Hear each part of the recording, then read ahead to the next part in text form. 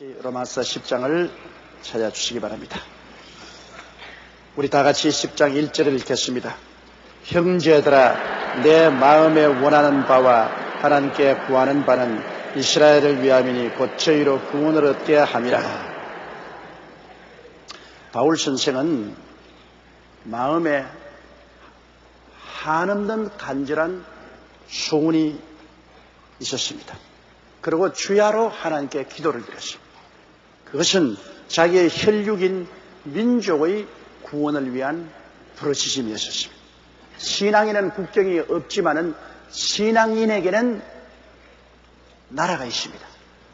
제가 이번에 미국에 가서 NWA 총회에 가서 말씀을 전하고 왔지만은 미국에 51개 교파가 모여서 함께 예배를 드렸습니다. 그런데 그들을 만날 때 예수 그리스도 안에서 신앙은 국경이 없어요.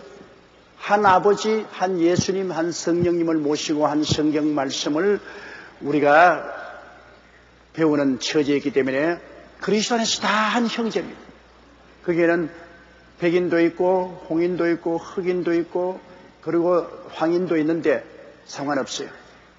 신앙 안에서는 다 하나입니다. 그러나 신앙인 조용기는 한국 사람이고 그게 미국 사람은 미국인이고 또 고라파에 쓴 사람은 고라파 나라 사람이고, 그러므로 우리가 신앙인으로서는 온 세계가 하나지만 신앙인인 우리들은 우리 국가에 속하였기 때문에 우리가 속해 있는 국가와 민족의 구원을 위해서 바울 선생처럼 간절한 소원을 가지고 기도를 해야 되는 것입니다. 하나님이 대한민국 내에 우리를 태어나게 하시고 우리를 예수 믿게 한 것은 제일 먼저 대한민국 사람들을 주께로 인도하라고 그렇게 하신 것입니다. 예루살렘 먼저 전도하고 그 다음 유다로 나가고 그 다음 사마리아로 나가고 그 다음 땅끝까지 나가는 것입니다. 우리는 서울에 있기 때문에 서울에 있는 예루살렘 이곳을 먼저 전도하고, 유다는 우리 지방으로 전도하고, 사마리아는 우리 주변 아시아 태평양 지에 전도하고, 그 다음에는 땅끝까지 나가는 것입니다. 그런데 그 무엇보다도 바울 선생은 마음에 간절히 소원하는 것으로 늘 구하는 것은 이스라엘이 구원받기 원하는 것이었습니다. 우리도 우리 민족의 구원과 특별히 공산 치하에 있는 북한에 있는 동포들의 구원을 위해서 우리가 간절한 마음을 가지고 기도를 해야 됩니다. 북한 참으로 너무나 불쌍하지 않아요? 김일성과 김정일이 독재 체제 밑에서 완전히 우상화가 되어서 앵무새처럼 김정일 장군의 덕분으로 그렇게 말합니다. 남북 이산 가족 그 제외 자리에서 보면은 앵무새같이 말합니다. 정말로 그걸 볼 때 여러분, 그 사람들 바보가 아니에요. 그 사람들도 다 똑똑한 사람들입니다.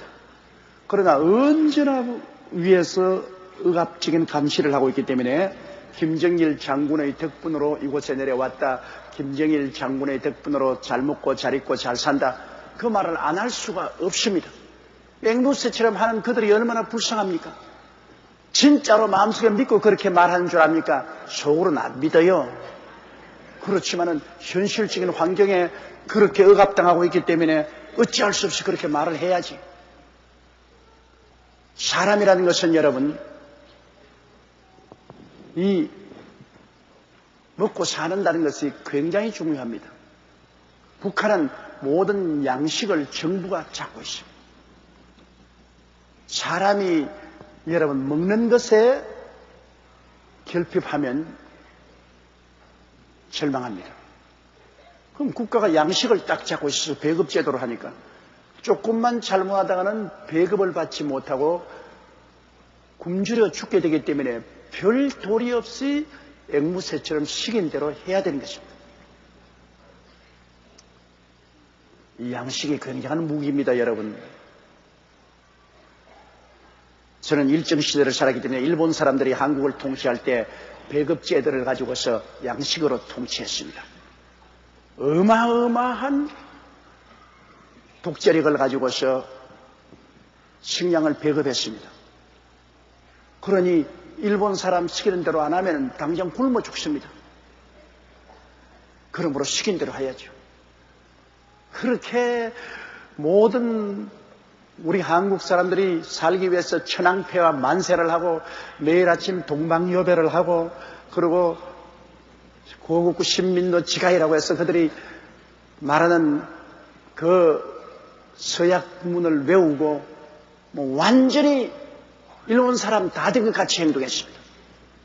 그리고 그들이 일본 천황 덴노헤이가 그만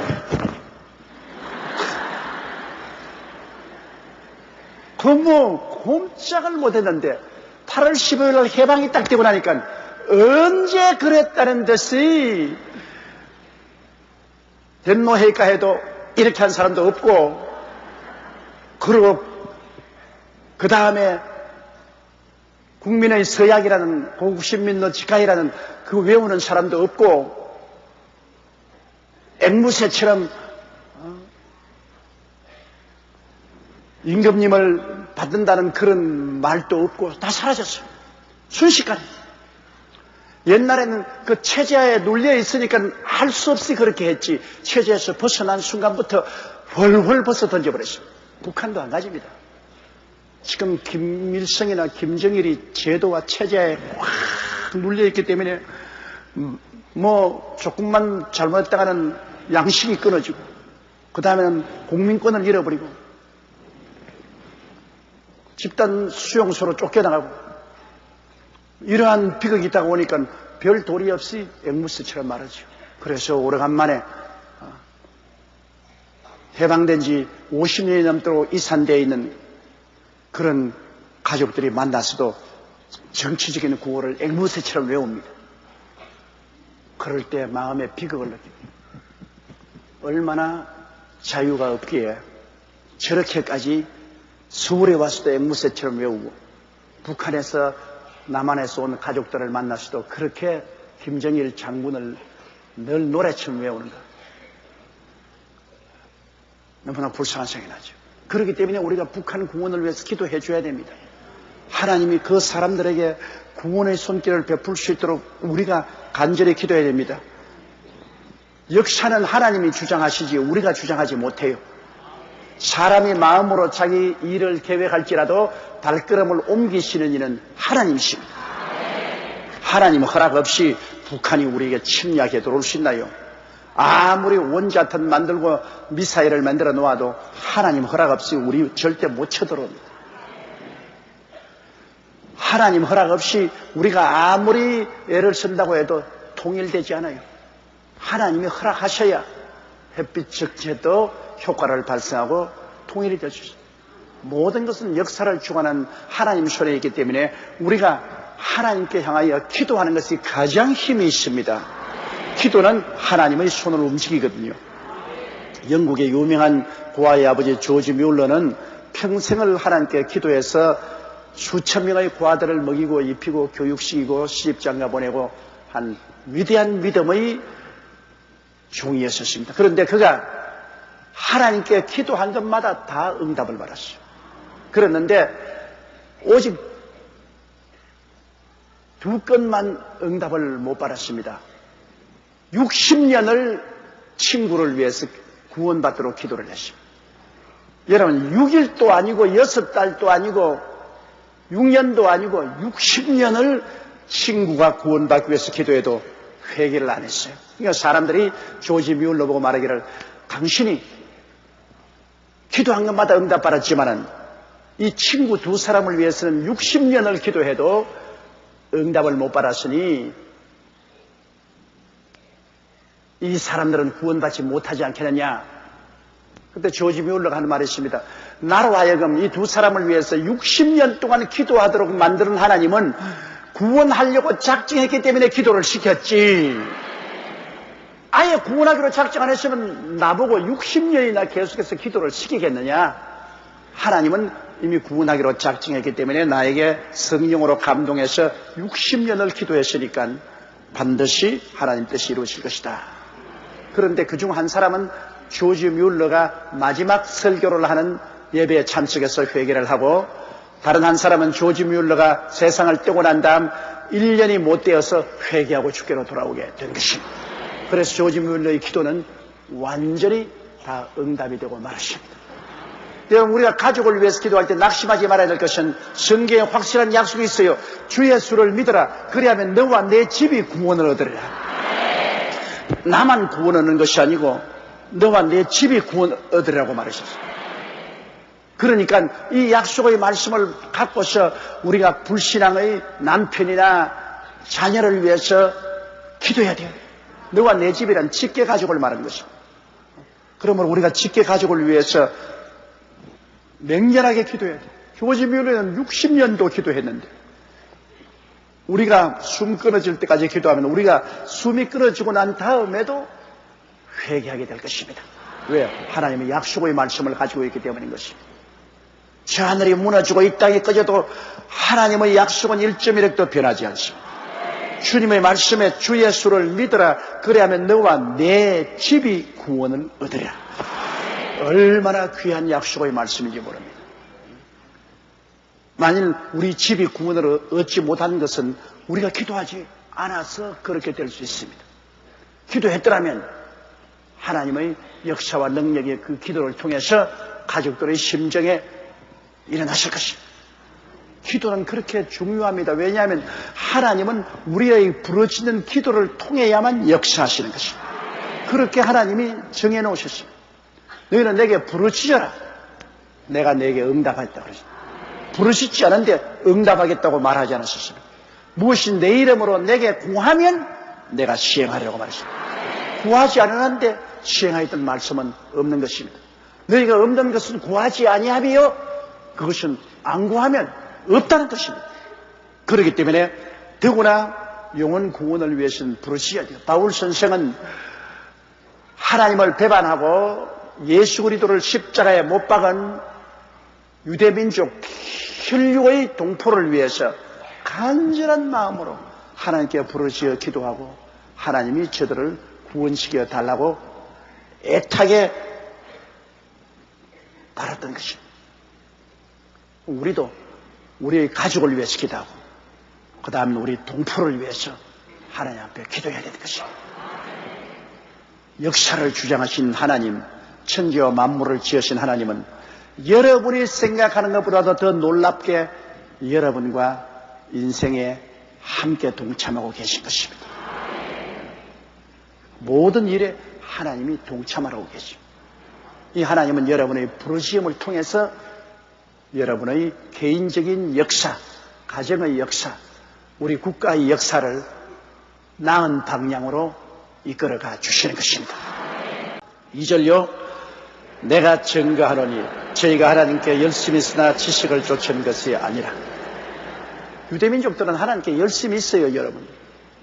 바리새 교인들은 한 주일에 반드시 2번 금식을 하고요. 그리고 그들이 농사 짓는 채소까지라도 10포기 뽑으면 한 포기를 11조를 했어요. 그리고 율법은 철저히 지키려고 애를 썼어요. 그러니까 종교적인 열심이 없는 건 아닙니다, 여러분. 유대인들이 종교적인 열심은 대단했어요. 그러나 인간의 열심이 인간을 구원하지 못합니다. 하나님의 뜻을 따라야 구원을 받지 인간의 열심으로 구원을 받을 수가 없어요. 여러분, 타종교인들도 굉장히 열심입니다. 인도에 가면 힌두 교인들이 고행은 말로 다 할 수 없어요. 그들은 히말라야 산에 가서 속죄를 받기 위해서 올라갈 때 이 활목과 무릎으로 기어서 올라갑니다. 이 살이 다 떨어지고 뼈가 다 나와요. 그런 고행을 통해서 그들은 구원을 받으려고 하지만은 구원받지 못합니다. 인간의 열심을 아무리 낸다 해도 하나님의 뜻에 따라서 열심을 내야지, 하나님의 뜻을 거역하고 열심을 내봤자 그 소용이 없는 겁니다. 하나님 뜻은 뭡니까? 하나님이 세상을 이처럼 사랑하사 독생자를 주셨으니 누구든지 저를 믿으면 구원을 얻으리라. 하나님의 뜻은 십자가에 못 박여 몸을 찢고 피 흘려 우리 죄를 용서해 주신 예수 그리스도를 믿음으로 구원받는 것이 하나님의 뜻이지, 예수님을 제껴놓고 인간적으로 아무리 노력하고 애쓴다고 해도 그 노력과 애씀이 구원을 값주고 살 수는 없습니다. 우리가 이 땅에서 천당까지 가는 다리는 예수 그리스도밖에 없어요. 그 예수 그리스도 다리를 내놓고 인간적으로 강물에 뛰어들어가서 열심으로 헤엄친다고 해도 인간의 헤엄을 쳐서는 도저히 건널 수 없는 강입니다. 구원의 다리는 예수님밖에 없어요. 그런데 유대인들이 열심으로 금식도 하고 11조도 드리고 그리고 안식일도 지키고 그렇게 한다고 해도 하나님이 그 인정하지 않습니다. 하나님이 원하시는 길로 가야죠. 내가 최근에 중학생들이 너무 PC방에 정신이 나가가지고서 그냥 내내 PC방에 들어가서 폭력물이나 보고, 그래서 부모들이 굉장히 근심을 하는 부모들이 많습니다. 그런데 어느 한 가정에 아버지가 IMF 정말 살기 고달픈데 아침 일찍 일어나서 저녁 늦게까지 돌아와서 겨우 눈 좀 붙이고는 또 아침 6시면 일어나서 회사로 출발하고 밤 11시에 들어오고 해서 도저히 자녀들하고 대화할 수 있는 시간이 없어요. 그런데 그 집 아들이 아버지가 그렇게 애쓰고 힘쓰면서 살림을 일어나고 도와주는데도 불구하고 공부는 안 하고 밤낮으로 PC방에 가가지고서 컴퓨터만 두들기고 폭력물이나 보고 게임이나 한다 말이에요. 그래 아버지가 너무너무나 속이 상해서 하루 다투고 좀 때려줬습니다. 그러니까 편지 한 통을 써놓고 집을 나갔는데 그 편지에 뭐라고 했냐면 나는 아버지를 칼로 찔러 죽여버리고 싶다. 엄마 빨리 아버지하고 이혼하고 나하고 같이 둘이서 살자. 그러고 집을 나가버렸습니다. 그 편지를 받은 그 아버지의 심정이 얼마나 비통했겠습니까?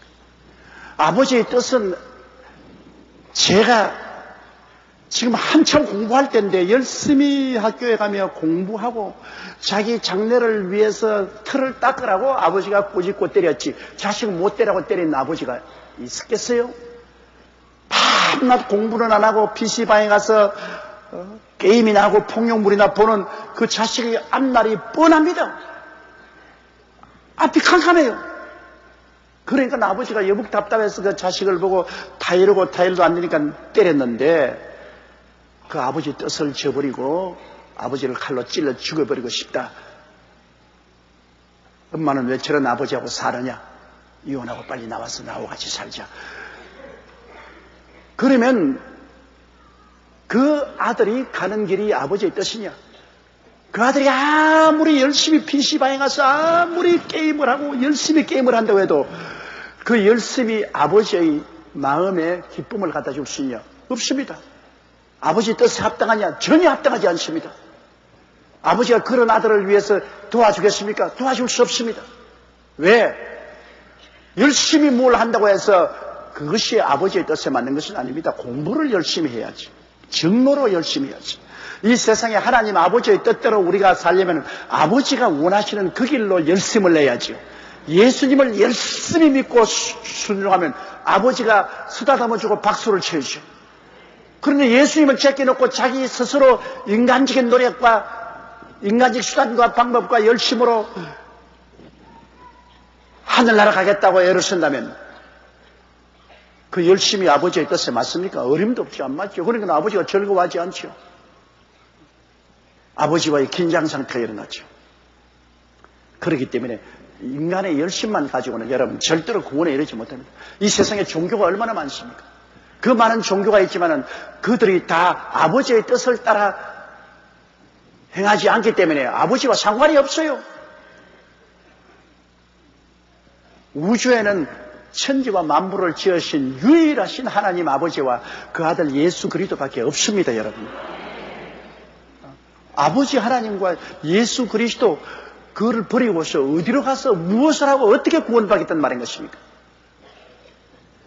우주에 하나님이 계시기 때문에 하나님이 우리를 구원하기 위해서 아들 예수님을 보내셨지 않습니까? 아버지가 없으면 왜 아들 예수님을 어떻게 보낸단 말인 것입니까?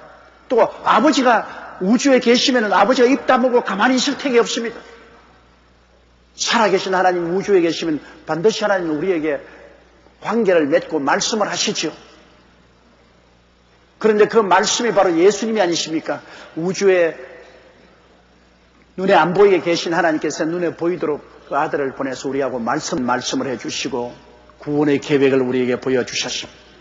오늘날 또 아들을 통해서 하나님 우리에게 말씀하셨죠. 이 성경은 바로 아들의 말씀일 것입니다.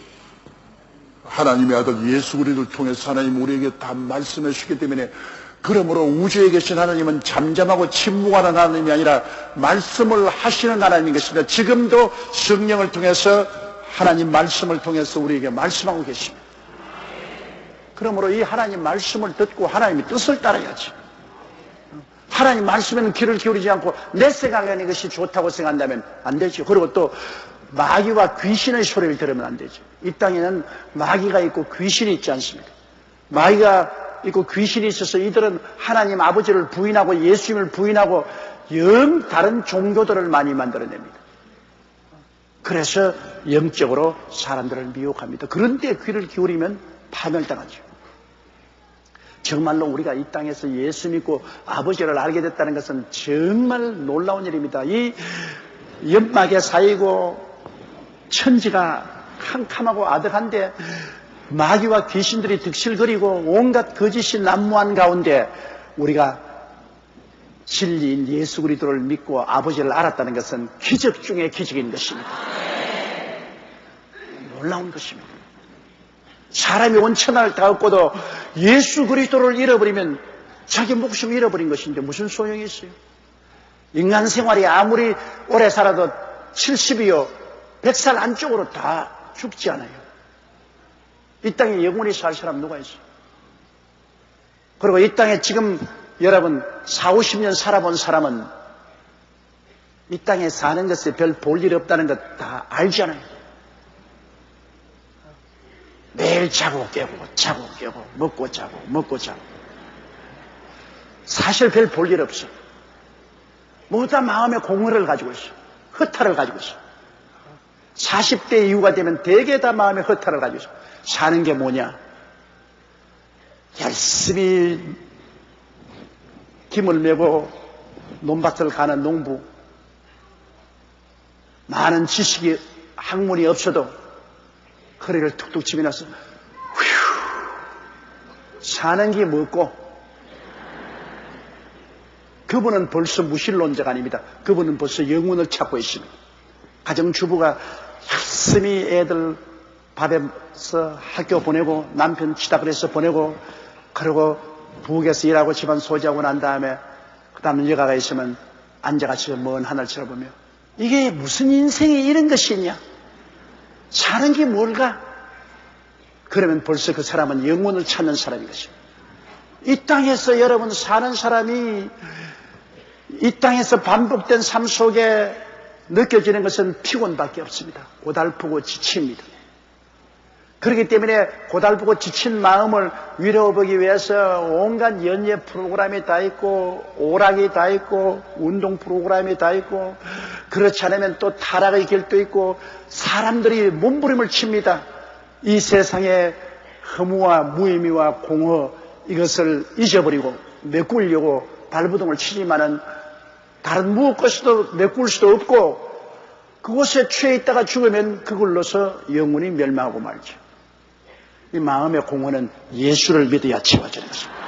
예수님이 마음에 들어오고 하나님을 아버지로 섬기는 그 세계 속에 들어와야 우리 창조의 본 상태로 돌아오는 것입니다. 원래 인간은 예수 그리스도를 모시고 하나님을 섬기면서 살도록 만들어 놓았는데 예수님도 믿지 않고 하나님도 내가 쫓아버리고 마음의 공허를 다른 것으로 채우려고 하는데 하나님이 채워야 될 자리를 돈이나 지위나 명예나 권세나 육신의 쾌락으로 채우려고 해서도 채워지지 않습니다. 그런 것이 어떻게 채워지냐? 하나님을 모셔야 될 자리에 그런 것으로 채우려고 하니 안 채워지니 늘 불만하지.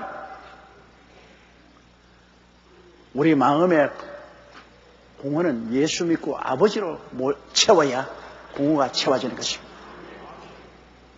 여러분은 예수님을 모시고 아버지 하나님을 믿게 되었다는 것은 놀라운 축복입니다.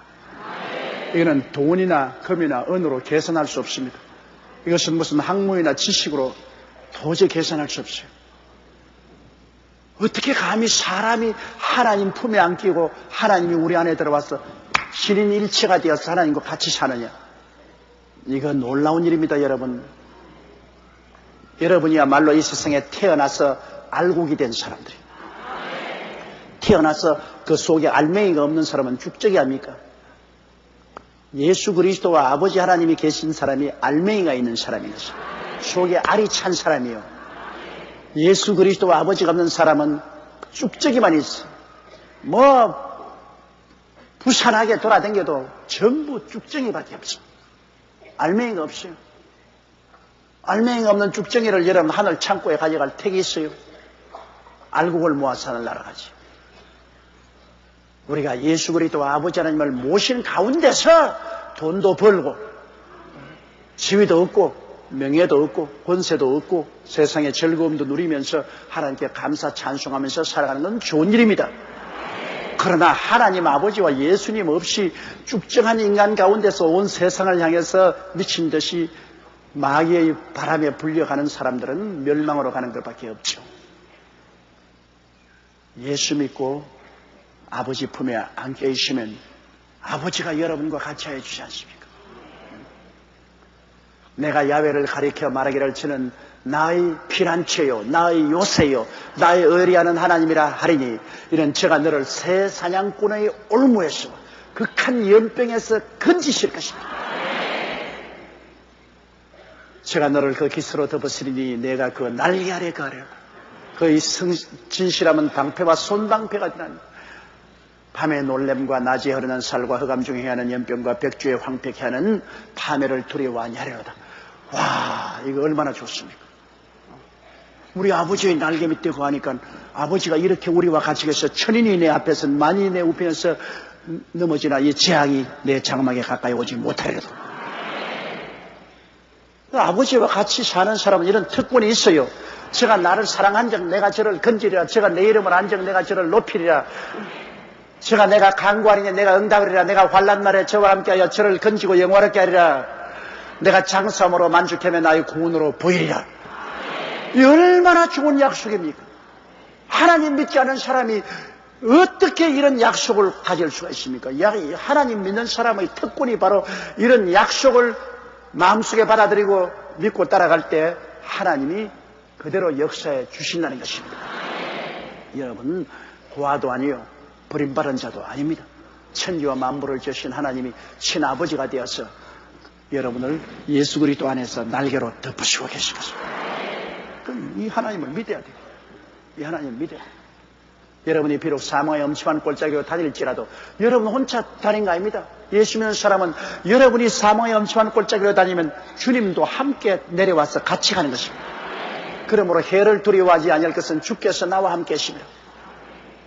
주의 지팡이와 막대기가 나를 안위하시다. 주님이 그 전지전능무소부지하신 지혜와 능력의 지팡이와 막대기로 나를 위해서 싸워주셔서 내 마음을 편안하게 만들어주시고 위로해 주십니다.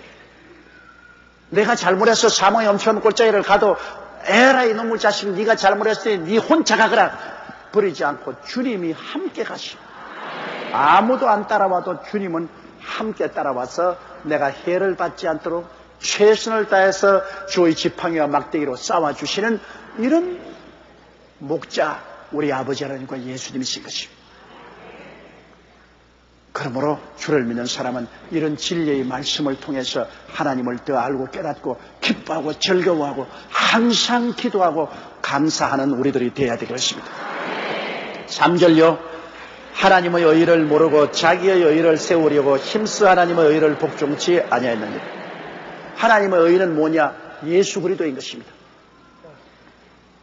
예수 그리스도가 하나님의 의가 되십니다. 하나님이 죄를 알지도 못하신 자로 우리를 대신하여 죄로 삼으신 것은 이는 저로 말미암아 우리가 하나님의 의가 되게 하려 하심이라고 말한 것입니다. 우리는 전부 죄인이죠. 그런데 예수님께서 우리 죄를 당신이 다 인수인계 맡아가지고서 십자가에서 그 죄를 청산해버리고 당신의 의는 우리에게 전부 다 돌려주실 것입니다. 우리의 죄의 예금 통장에 모든 빚을 당신이 걸머지고 당신의 넘치는 의의 보화를 우리 예금 통장에 적어내 주셨습니다. 우리의 죄는 예수님이 맡아가시고 예수님의 의는 우리에게 돌려주셨습니다. 그러므로 우리가 이제는 예수 그리스도로 말미암아 하나님의 의가 됐습니다. 얼마나 우리가 의롭느냐? 하나님의 의로운 것만치면 어렵습니다.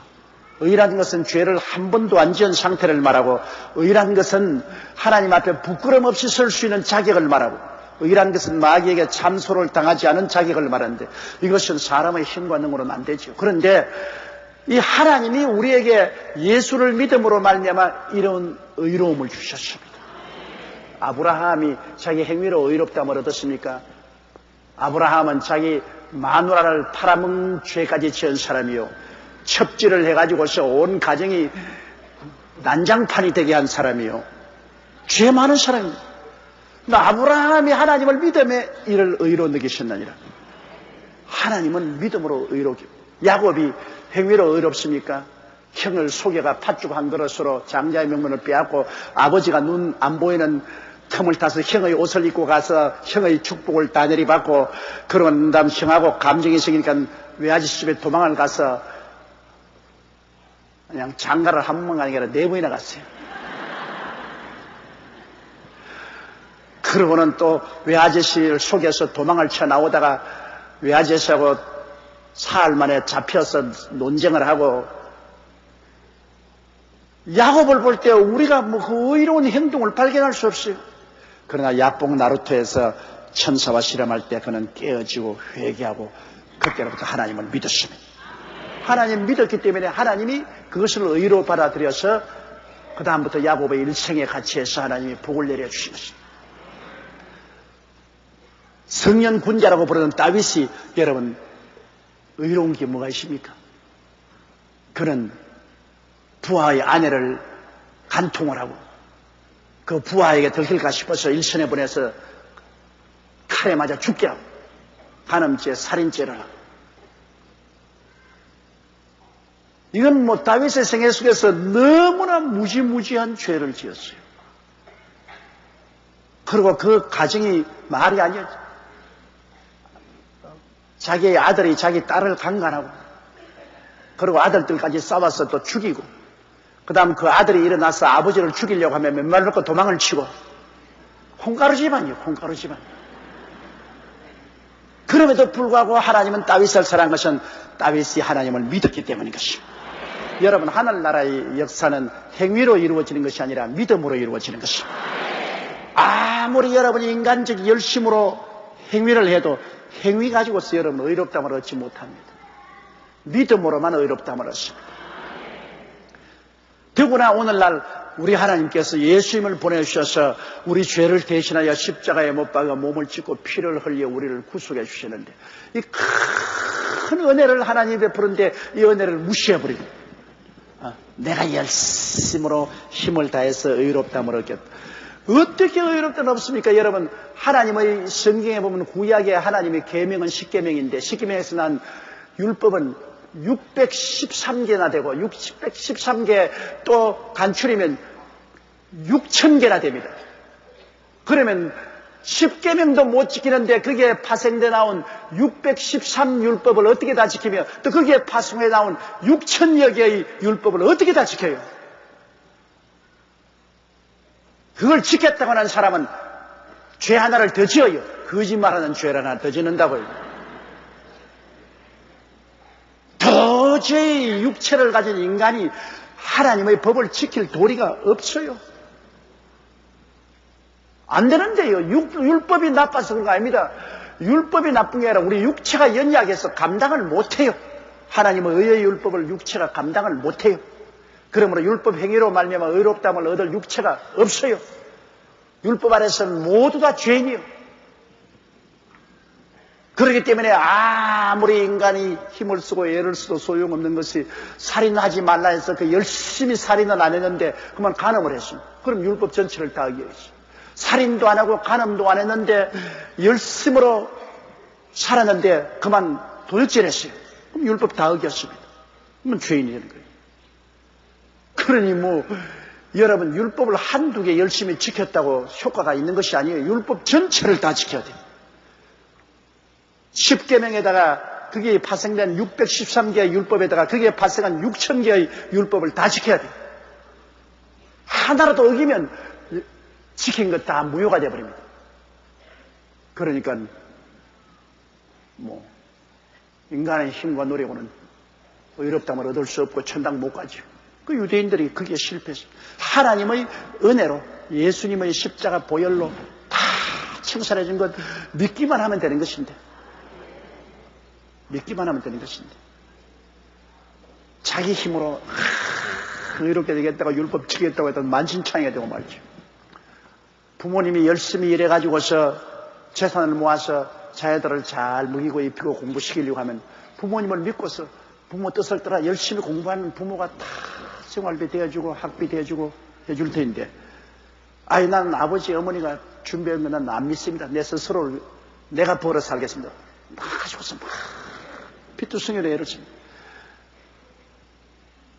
아직까지도 성인도 못된 자가 나가서 자기가 벌어서 스스로 문제를 해결했다고 하면 문제가 해결되지 않고 점점 더 고통스럽고 괴로움에 빠지고 마는 거죠.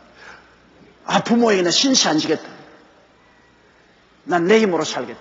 내 힘으로 살아지나요? 안 되지.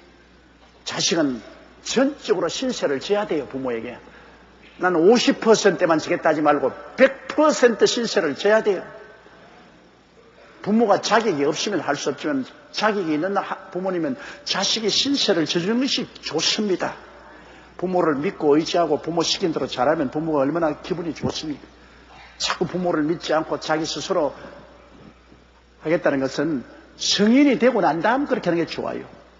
대학을 졸업하고 장가 받고 난 다음엔 그 다음 자기 스스로 나가도 좋아요. 그러나 아직 미성년자일 때는 부모의 설하에 있으면 부모를 믿는 것이 좋습니다. 부모를 믿지 못하고 자기 운명을 자기가 개척하려면 고생만 하죠. 우리는 하나님의 은혜를 믿는 것이 제일 좋습니다. 은혜란 값없이 주는 겁니다.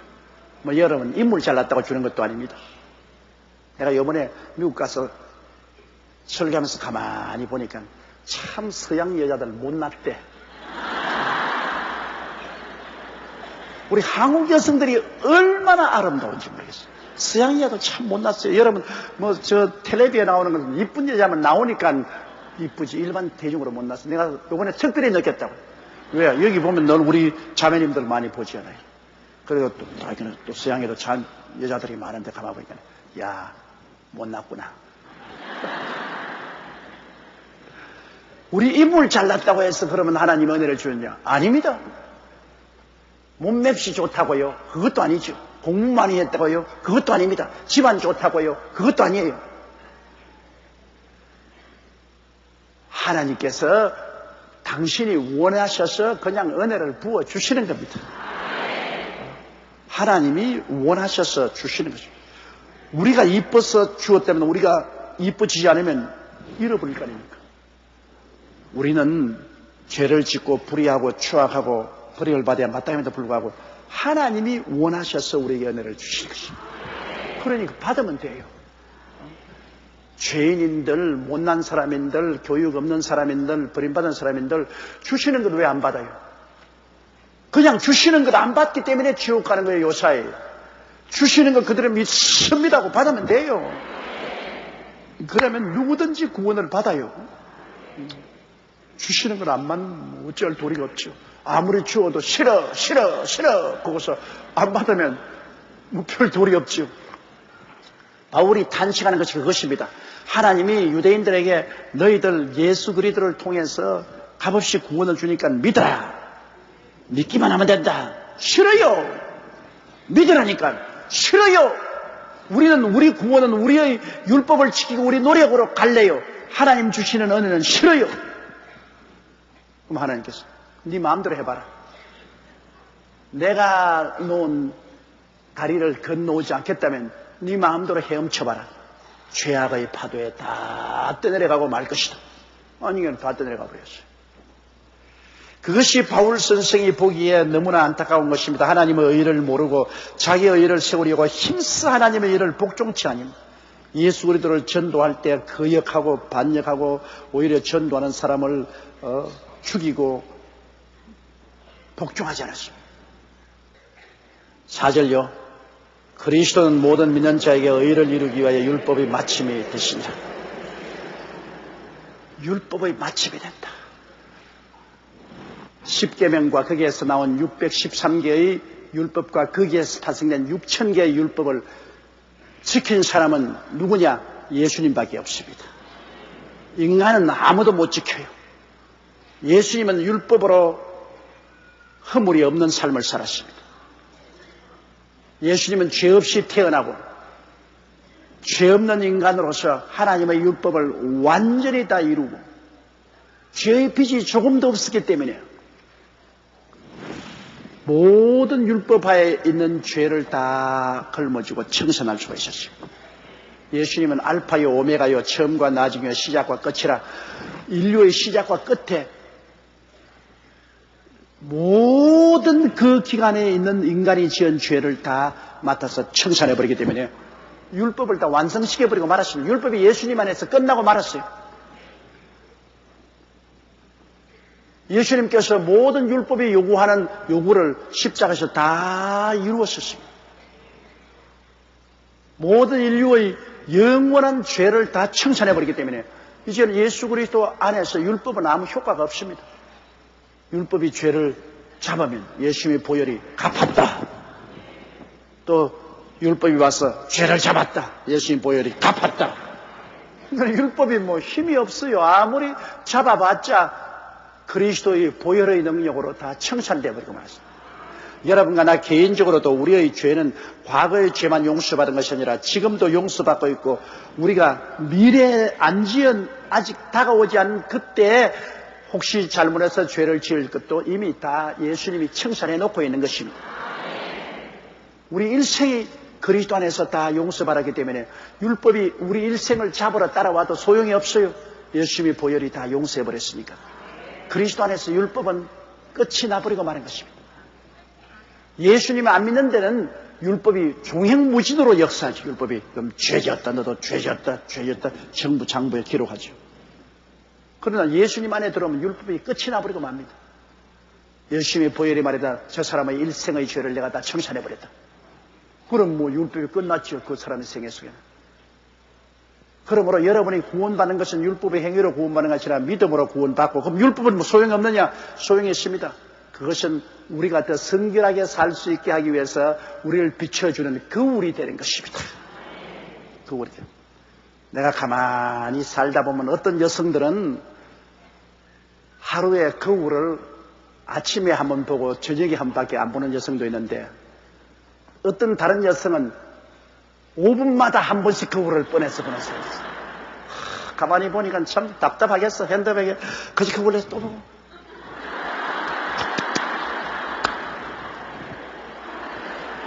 또 이따 한 5분 좀 지나면 또 그 집에 또.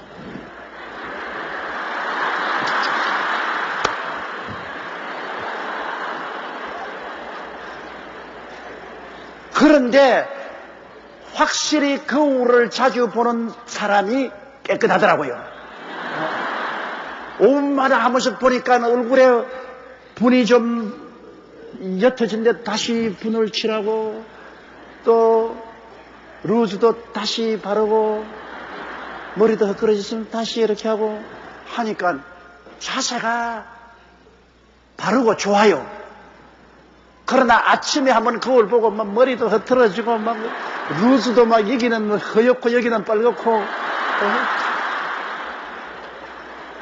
얼굴에 화장도 지워지고 그런다가 오후가 되면 지쳐서 주름같이 져서 이렇게 있으면 별로 사랑스럽지 못하지. 여성은 단장을 해야 돼요. 절대로 여성은 단장해야 됩니다.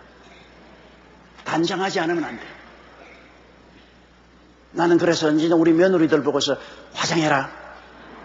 멋있게 화장해라. 남편에게 눈에 싹 들어오도록 화장해라.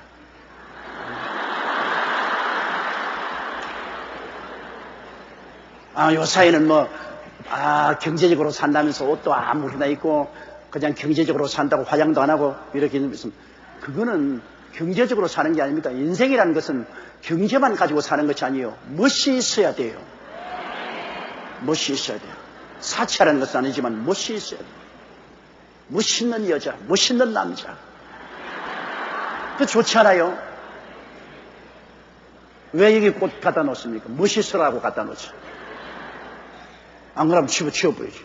여기 있으니까 멋있지 않아요? 그러면 예수 믿는 것도 한 가지입니다. 율법이 거울이니까 자꾸 율법을 들여다보면 회개하게 돼요. 율법을 들여다보면 아이고 내가 또 살인한 마음 생했구나, 회개하여 주시옵소서. 간음할 마음 생했구나, 용서하여 주시옵소서. 거짓말했구나, 용서해 주시옵소서. 또 이웃을 거짓증했구나, 용서해서 탐하는 마음 없게 하여 주시옵소서. 자꾸 거울을 들여다보니까 내 흠집이 들으니까 자꾸 바로 하게 되지 않아요. 그러나 거울을 내 동댕이 쳐버리면 남의 잘못만 자꾸 지적하고 지가 얼마나 더러운 것이 부른지를 몰라요. 그래 우리 교인들 중에 자꾸 남을 흉보고 남을 핥히는 사람은 하나님의 법을 안 들여다보는 사람입니다. 자기 얼굴은 안 보이고 남의 얼굴만 보이니까 남만 자꾸 흉보지 않아요. 그러나 거울을 자주 들여다보는 사람은 남의 흉볼 시간이 없어. 내 얼굴 본다고 남의 얼굴 시간이 없어요. 율법은 거울입니다. 하나님이 여러분에게 여러분의 도덕적인 삶을 살 수 있는 거울인 율법을 주셨기 때문에 매일같이 거울을 들여다보는 게 좋습니다. 매일 기도할 때 율법을 외우는 것입니다. 내 앞에 다른 신을 두지 마라, 우상에 절하지 마라, 하나님의 이름을 망령되이 부르지 마라, 안식일을 거룩히 지켜라, 내 부모를 공경하라, 살인하지 마라, 간음하지 마라, 도둑질하지 마라, 내 이웃을 거짓 증거하지 마라, 내 이웃을 탐하지 마라. 계속 하루에도 기도할 때 꼭 이 율법을 들여다보는 것이 좋습니다. 그래서 그 가운데 내가 마음에 캥기는 것은 벌써 화장이 지어졌어요. 회개해야 돼요. 회개해야 돼요. 율법은 여러분 지킴으로 구원을 받는 것이 아니라 율법을 지킴으로 멋있는 그리스도의 신부가 되는 것입니다.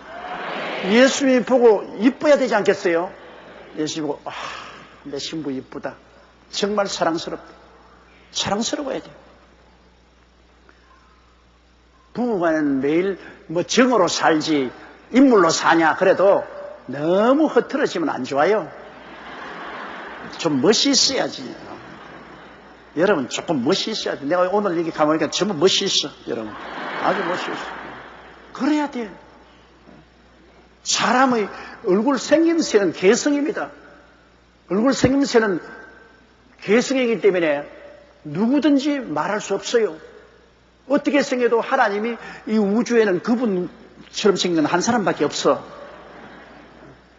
조용기 보고 머리 까졌다고 흉보지 마세요. 60억 인구 가운데 나 같은 사람은 하나밖에 없어요. 귀합니다. 개성입니다.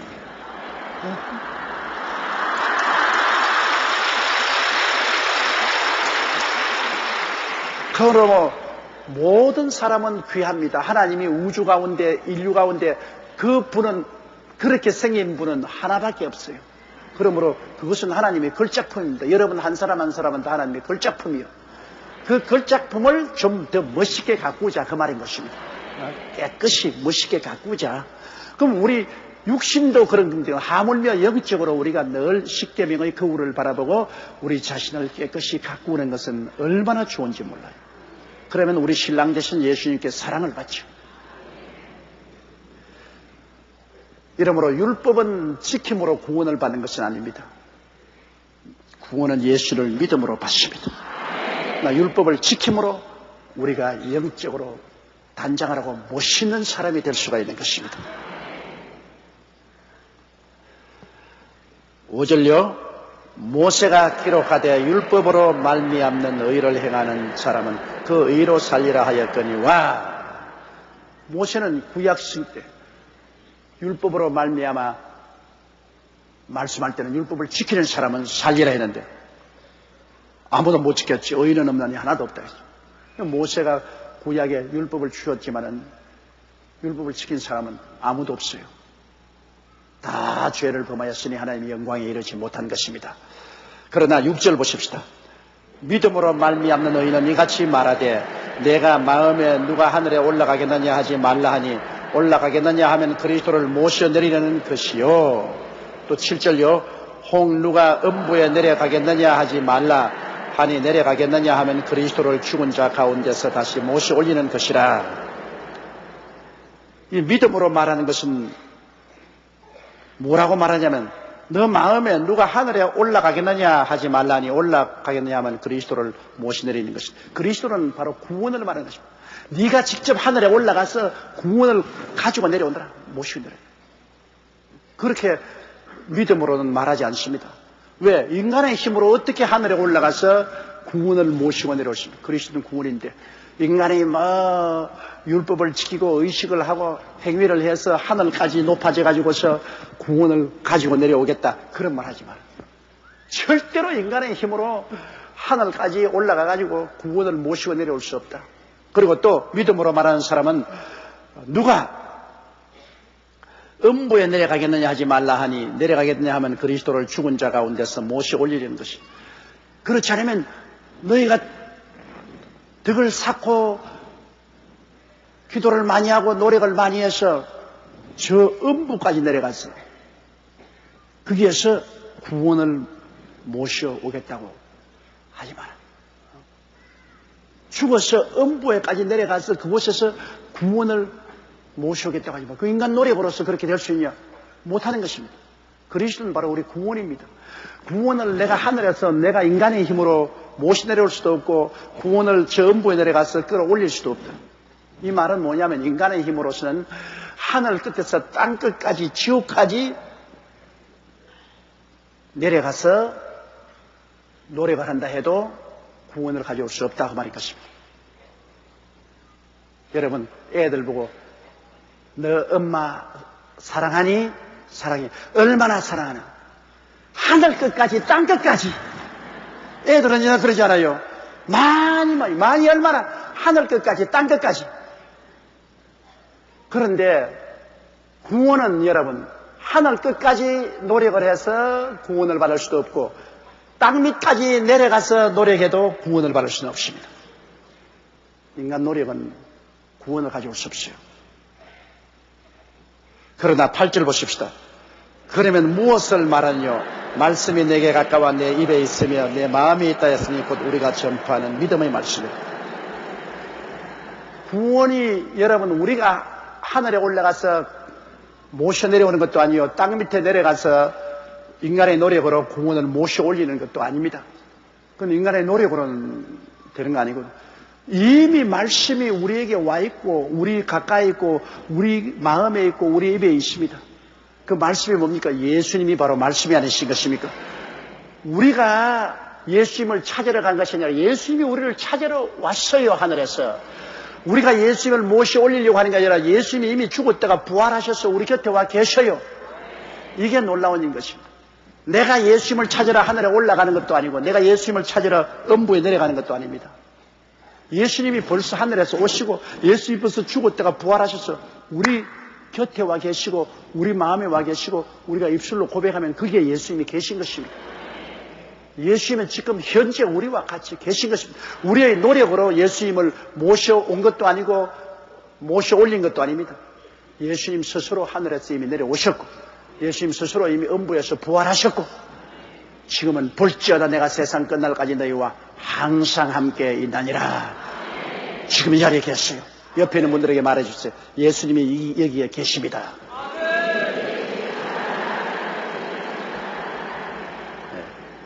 눈에도 안 보이는데 어떻게 예수님이 계셔? 여러분, 눈에 안 보이는데 왜 텔레비에 저기 나요? 여러분, 저기 텔레비에 제가 나오는 게 눈에 안 보이는 전파가 저기서 비춰가지고 나오는 겁니다. 옛날 사람들이 아마 저걸 보면 귀신이라고 그랬을 것입니다. 그러니까 지금은 우리가 눈에 안 보여도 저것은 텔레비전을 통해서 전자파가 쏘아져서 저렇게 나온다는 거 우리가 다 알고 있죠. 눈에 안 보이는 것이 오늘날에는 눈에 보이는 것보다 더 많아요. 라디오도 그렇고 텔레비전도 그렇고 그리고 컴퓨터도 그렇고 인터넷도 그렇고 그리고 핸드폰도 눈에 안 보이는데 어떻게 산을 넘고 바다를 넘어서 말이 통과돼요. 참 과학적으로 말하면 설명이지만 인간적으로 생각하면 너무 신기해서 말로 다 할 수가 없어요. 너무 신기해. 제가 가지고 있는 핸드폰을 가지고 내가 이건 미국에서 내 비서실로 전화를 하면 내 방에서 앉아가지고 요만한 핸드폰 하나 가지고서 비서실로 전화를 하는데 순식간에 때르르 때르르 때르르 우리 여의도 순복음교회 비서실에 딱 연결이 됩니다. 내가 전화를 하면서 너무 신기해요. 미국이 여기서 어딥니까? 그런데 눈에 안 보이는 전파가 저 태평양 상공에 있는 인공위성을 거기에 새들라이트를 통해서 한국으로 이렇게 전파합니다. 요 사이는 눈에 보이는 것보다 눈에 안 보이는 것이 더 많아요. 그러므로 하나님 아버지와 예수님이 눈에 안 보인다고 없다고 말한 사람은 너무나 어리석은 사람인 것입니다. 가짜는 다 눈에 보이고 진짜는 눈에 안 보여요, 요새. 거의 가짜들은 눈에 많이 보입니다. 그러나 진짜는 눈에 안 보이는 것이 진짜. 우리 하나님 아버지와 예수님은 눈에 안 보이지만은 너무나 가차에 계셔서 우리 곁에 있다 그 말인 것입니다.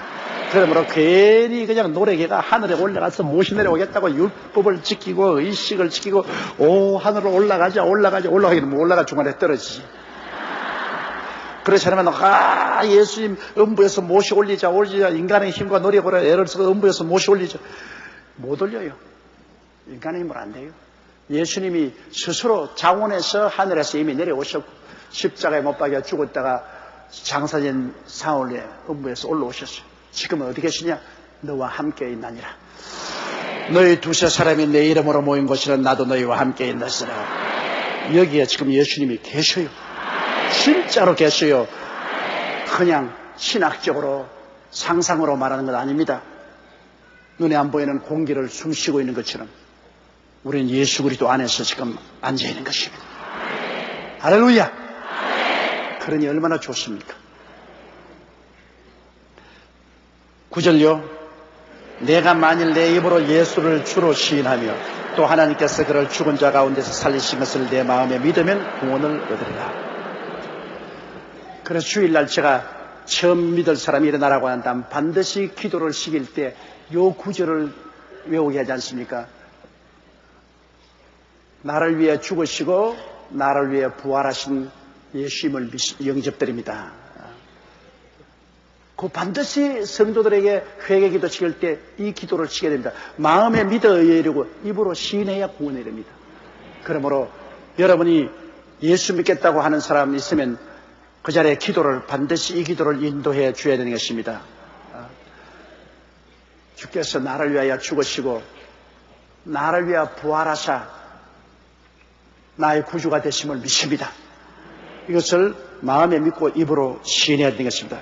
내가 만일 내 입으로 예수를 주로 시인하며 또 하나님께서 그를 죽은 자 가운데서 살리신 것을 내 마음에 믿으면 구원을 얻으리라고 말하는 것입니다. 예수님이 죽었다가 하나님의 능력으로 부활하신 것을 믿습니까?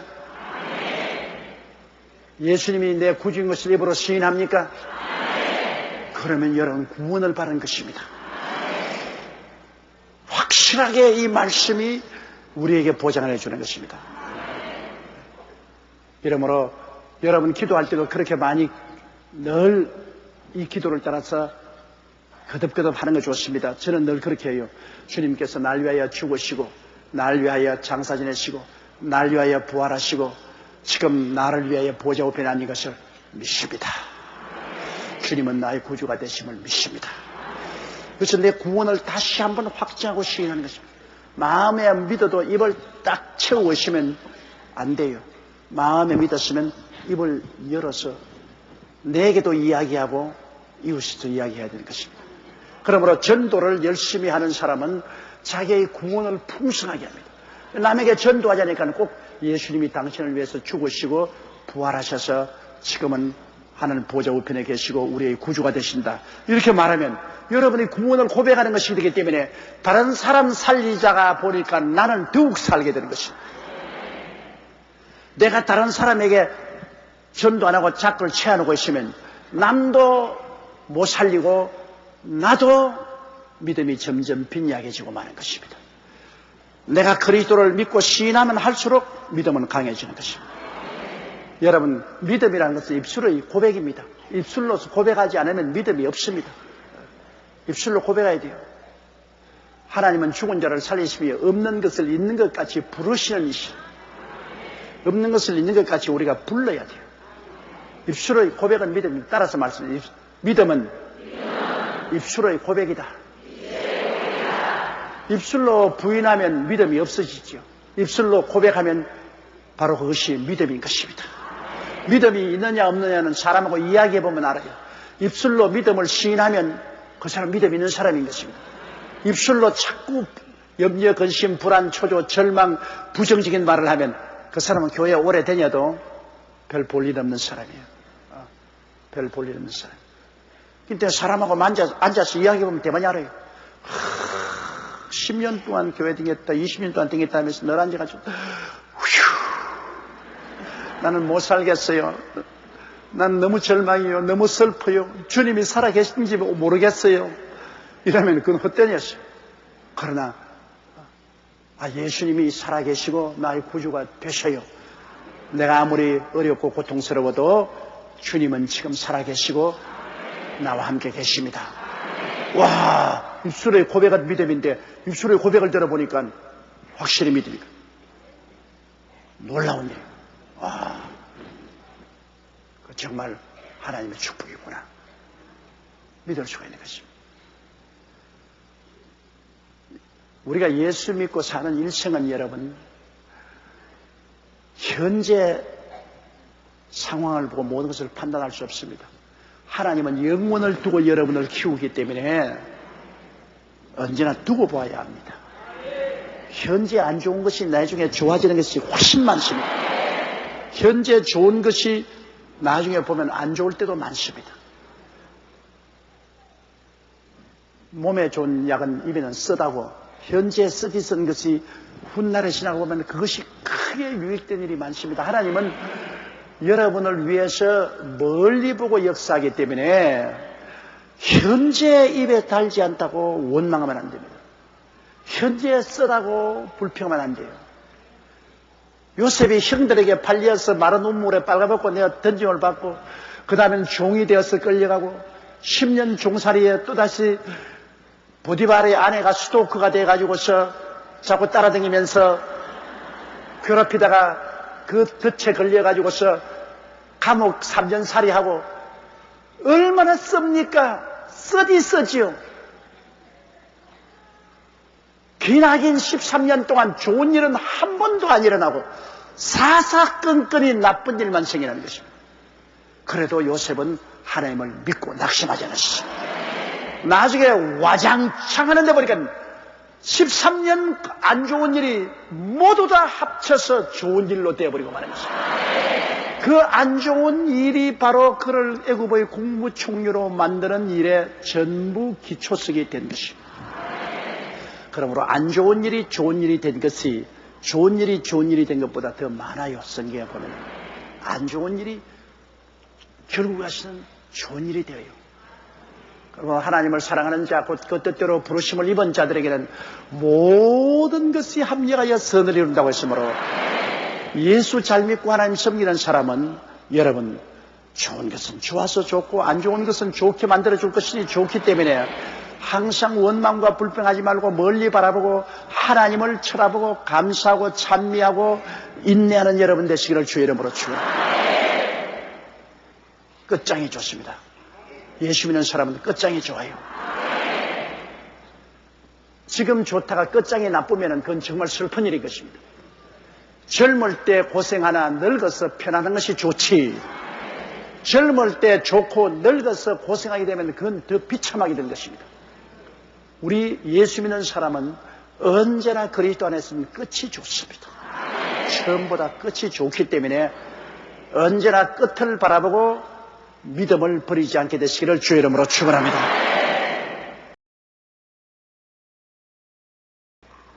10절요. 사람이 마음으로 믿어 의에 이르고 입으로 시인하여 구원에 이르나니라. 자, 11절. 성경에 이르되 누구든지 저를 믿는 자는 부끄러움을 당하지 아니하리라. 이거 예수를 믿으면 끝장이 좋다. 끝에 가서 부끄러움을 당하지 않는다.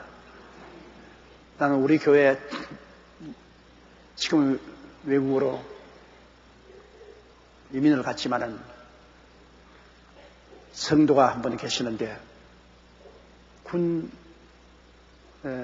높은 계급을 가진 분이었습니다. 그런데 낳았다면 딸이고 낳았다면 딸이고 낳았다면 딸인데 그분 부부만 죽을 게 아니라 나도 죽을 지기. 딸 낳았을 때마다 나를 오락합니다.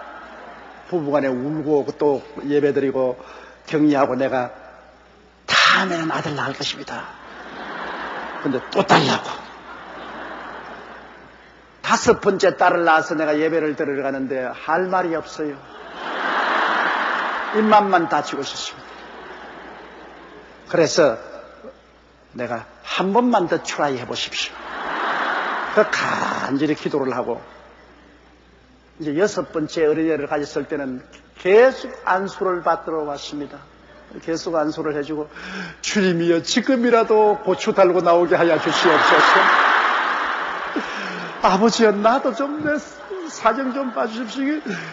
5번을 딸만 낳은 집에 가서 예배를 보기가 너무나 어려우니까 6번째는 제발 고추 달고 나오게 하여 주시옵소서. 안 달렸으면 지금이라도 달아주시옵소서.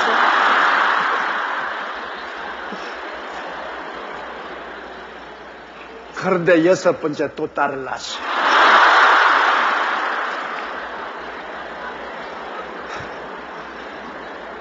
그래, 그 남편이 그만 애를 보지도 않으려고 그래요. 예배를 드리러 갔는데 나보고 이 질문하래. 목사님, 성경 말씀은 로마서 10장에 보면 누구든지 저를 믿는 자는 부끄러움을 당치 아니하리라 하셨는데 이런 부끄러움이 도대체 어디가 있습니까? 온 친구 앞에서나 온 가족 앞에서나 이런 부끄러움이 어디 있습니까? 우리 집에 남자라고 나 혼자밖에 없습니다. 내가 한국문으로 가만히 있다가 그러지 마세요. 지금 딸 6이라고 불평하지 말고 훗날에 보세요.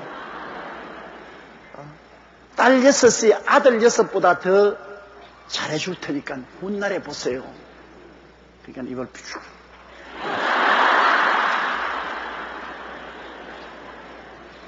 그런데 이제 외국에 가서 사시는데 딸들이 다 시집을 갔어요. 그 아버지 어머니를 딸들이 얼마나 잘 섬기는지 그 아버지 어머니가 임금같이 살아요.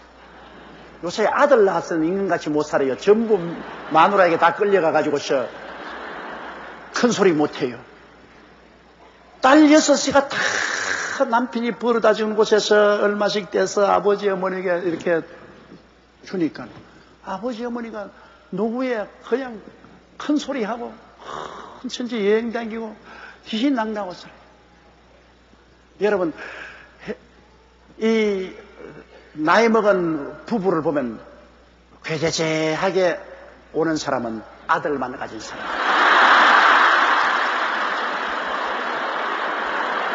거짓말 아니에요. 그러나 옷도 깨끗이 입고 말쑥하게 온 사람 보면 딸 가진 사람이에요. 딸 가진 사람. 그게 아들만 선호할 필요가 없다고요. 요사이 아들 여러분 잘 길러보십시오. 나무집 딸 좋은 일만 해주고 맙니다. 여권이 얼마나 신장되어서 얼마나 강한지 마누라가 얼마나 무섭지 않아요? 마누라 거슬렸으면 아무것도 못해요. 그건 왜냐? 성경에 그렇게 말했지 않습니까?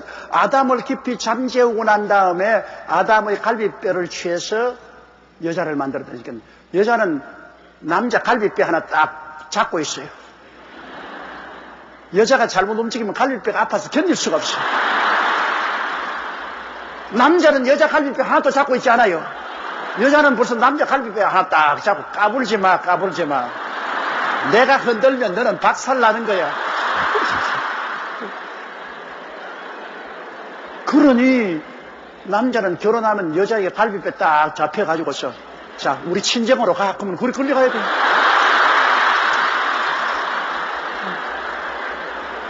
시집으로 가자는 말은 별로 안 합니다. 친정으로 가. 그러니까 아들 낳아봤자 요사이면 괜히 나무 딸 좋은 일만 시키고 마는 것이고, 딸을 낳아놓으면 나무 아들 하나 끌고 들어와가지고서 집안일 다 돌봐주고 그런다고요. 내가 농담으로 말하는 거 아니에요. 진담이에요. 나도 이 강단에서 가만보면 말쑥하게 온 사람들은 딸 가진 사람이에요. 괜히 하고 와서 앉아있으면 그건 아들 가진 사람이에요.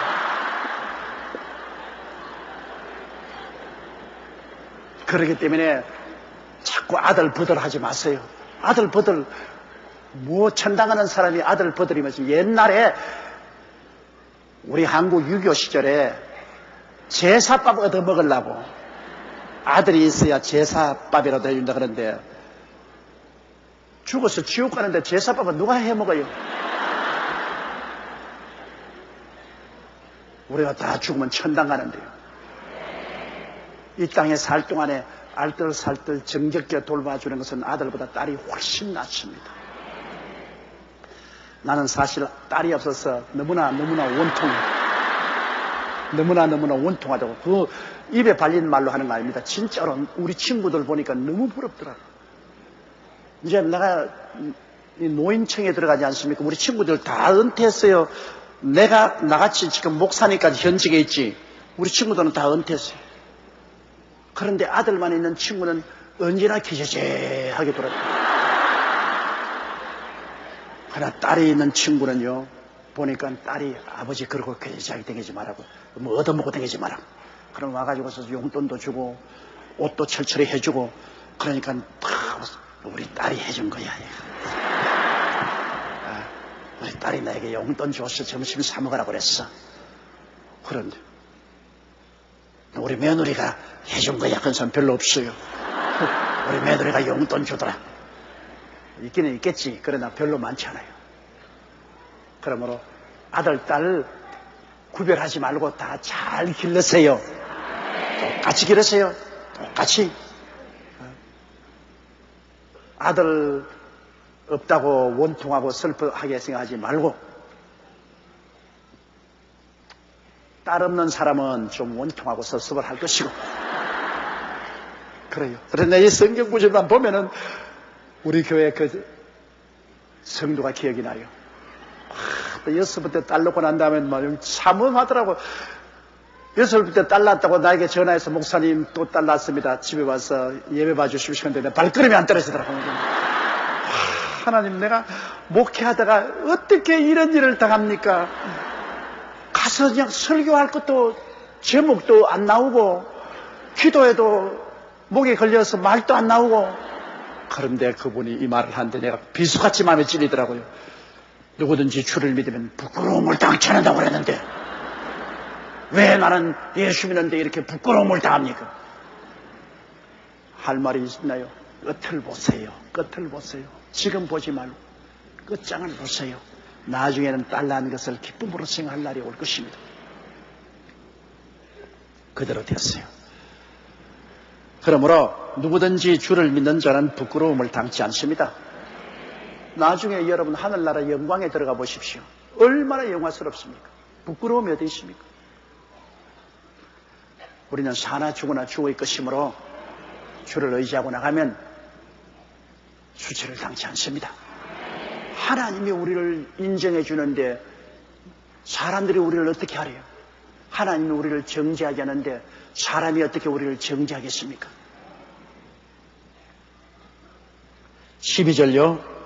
유대인이나 헬라인이나 차별이 없음이라 한 주께서 모든 사람의 주가 되사 저를 부르는 모든 사람에게 부유하시도다. 자, 주님이 혈통으로 태어난 유대인이냐, 하나님의 선민인 유대인이냐, 헬라인은 이방인입니다.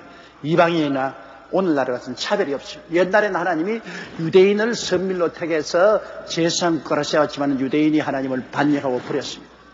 이제 예수 그리스도가 오셔서 이제 우리를 구원한 데는 이제 유대인이나 이방인이나 하나님이 차별 두지 않습니다. 누구나 예수 그리스도를 믿고 부르는 사람에게 주님의 구원은 풍성하게 부어주는 것입니다. 유대인에게도 이방인에게도 예수 그리스도를 믿고 부르는 자에게는 구원을 풍성하게 주시는 것입니다. 자, 그 다음 13절 보시다. 누구든지 주의 이름을 부르는 자는 구원을 얻으리라. 할렐루야. 이게 우리 기독교의 거대한 장점입니다. 주를 믿고 이름만 부르면 구원을 받는다.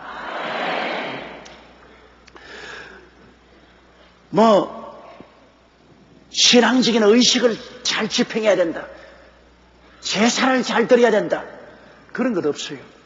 누구든지 남녀 노유 빈부 귀천할 것 없이 예수 그리스도를 믿고 이름만 부르면 구원을 합니다. 그 오늘날 여러분 구원은 인간적인 무슨 자격이 필요하지 않습니다.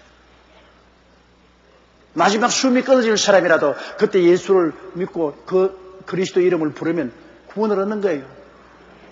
구원은 바로 예수에게 있는 것입니다. 예수 그리스도 이외에 다른 데는 아무것도 없습니다. 어떠한 교파도 어떠한 교회도 구원은 되지 않습니다.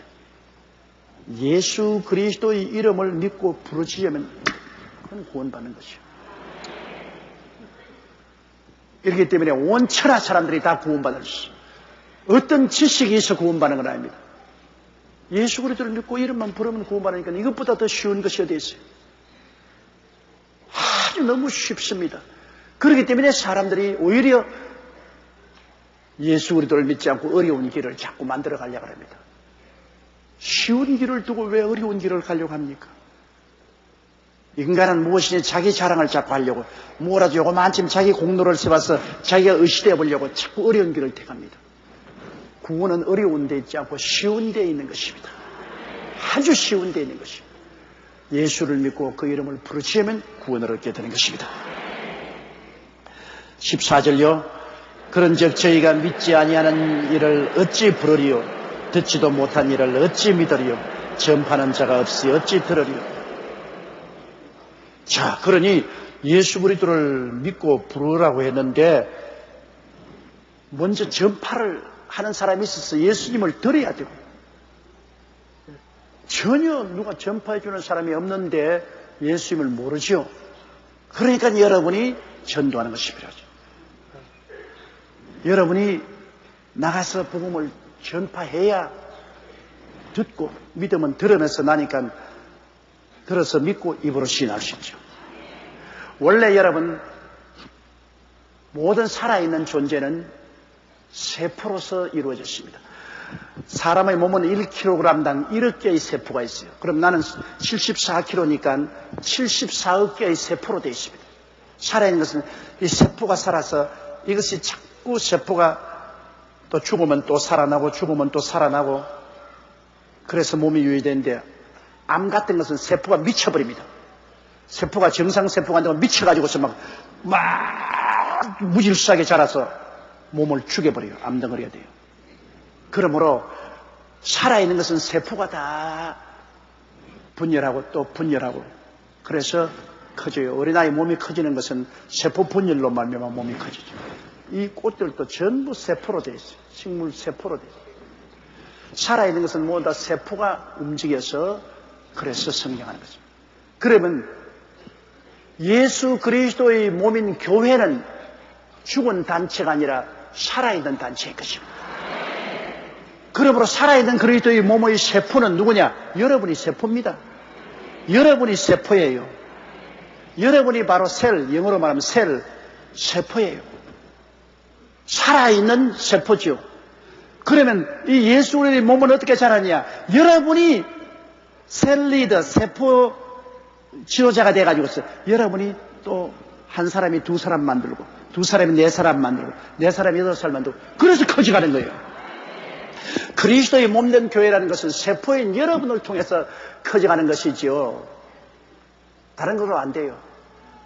제가 제일 먼저 주장한 것이 평신도 운동으로서 세포로서 교회가 자란다고 1964년도 서대문 때부터 강하게 구역 조직을 해서 그것이 온 세계로 퍼져나가는데, 세계에 나가서 구역이라는 말을 안 써요. 세포란, 셀이라는 말을 쓰지 구역이라는 말을 안 써요.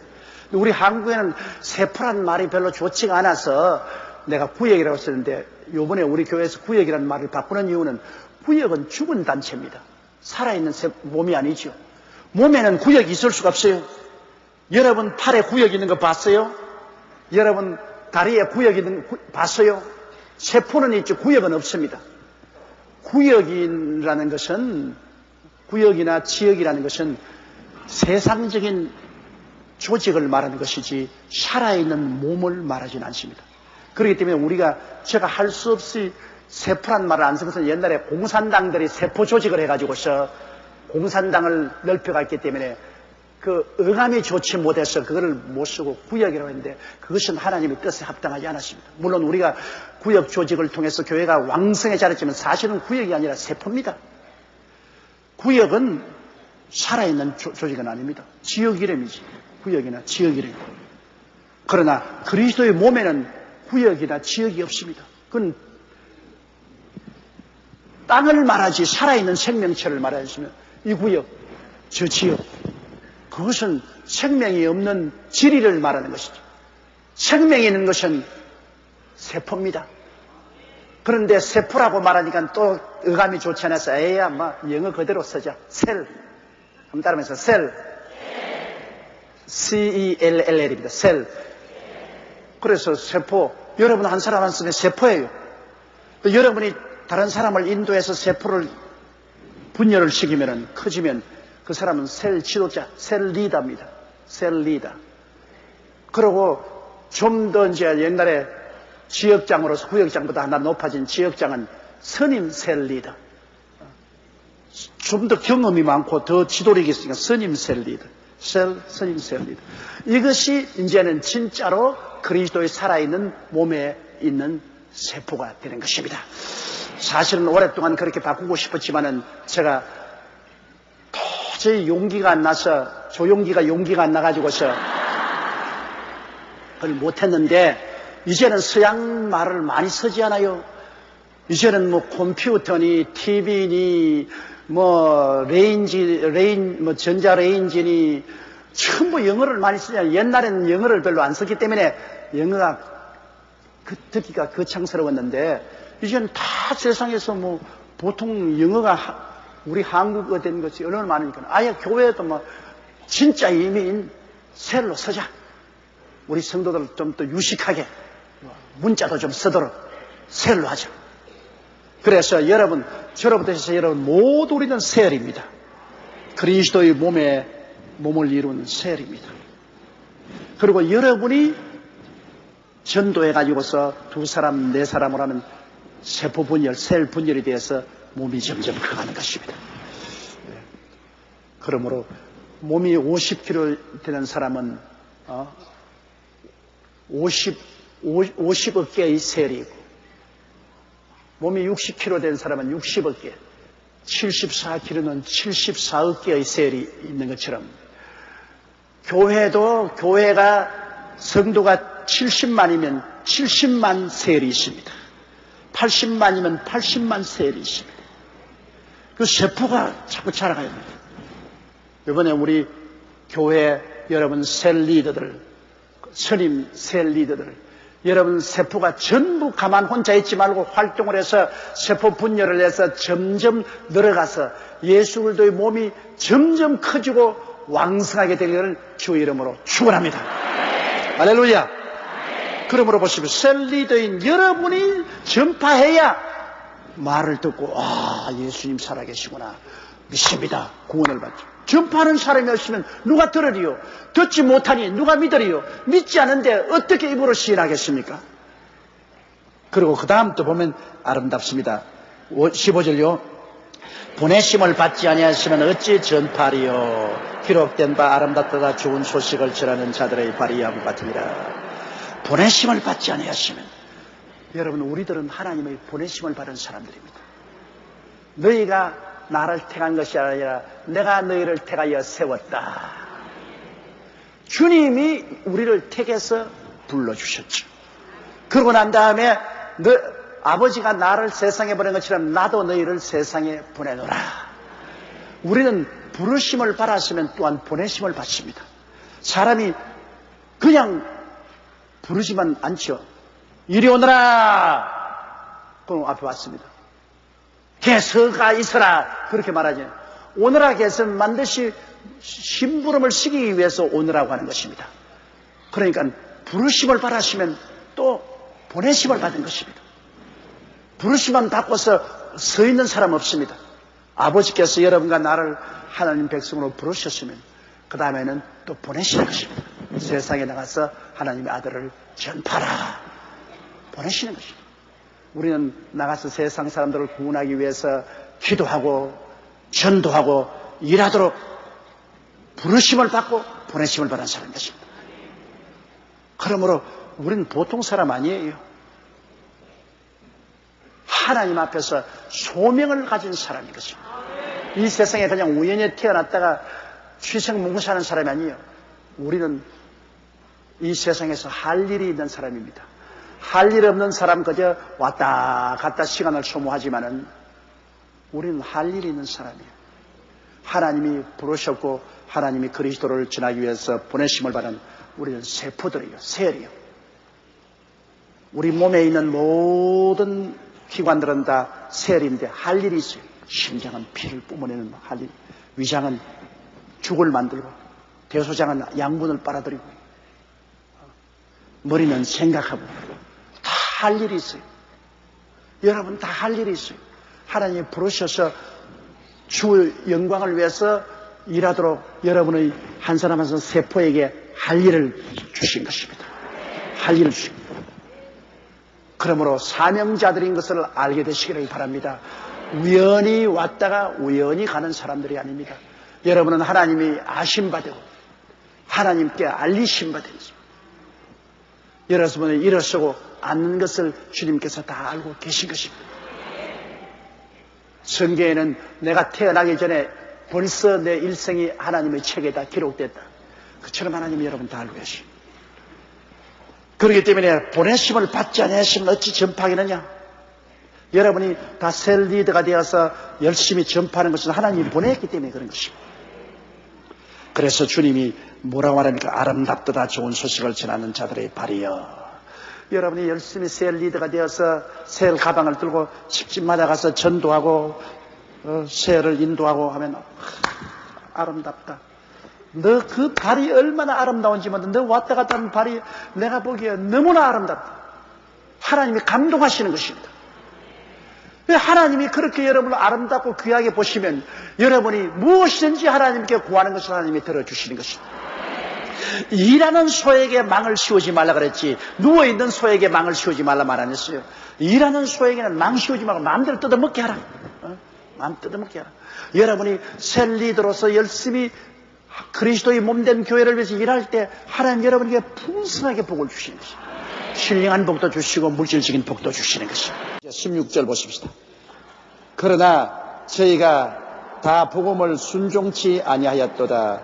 이사야가 가로되 주여 우리의 전하는 바를 누가 믿었나이까 하였으니. 구약시대의 사람들도 복음을 들었어요. 그들은 장차 오실 메시아를 들었습니다. 그래서 장차 오실 메시아를 상징하기 위해서 그분이 오면 십자가에서 어떻게 할 것인가 알려주기 위해서 속죄 제사, 죄 지으면 짐승을 잡아서 속죄, 피를 흘려서 재단에 뿌리고 태우는 속죄 제사, 그다음 자기 개인적인 인간과 인간 대 죄를 지는 속건 제사, 그다음 화목 제사, 감사 제사, 매일매일 예배와 찬미를 드리는 번제, 짐승을 잡아서 죽여서 피를 흘릴 때마다 장차 메시아가 와서 우리를 위해서 우리 죄와 불의와 추악을 대신 짊어지고 우리의 예배와 찬송이 될 것을 늘 보여주는 그 복음을 전파했어요. 구약에는 이 짐승을 잡아서 제물로 드리는 상징을 통해서 하나님의 아들 예수님이 우리의 어린 양의 제물이 되어 우리 구원할 것을 했지만은 이스라엘 백성이 믿었나요?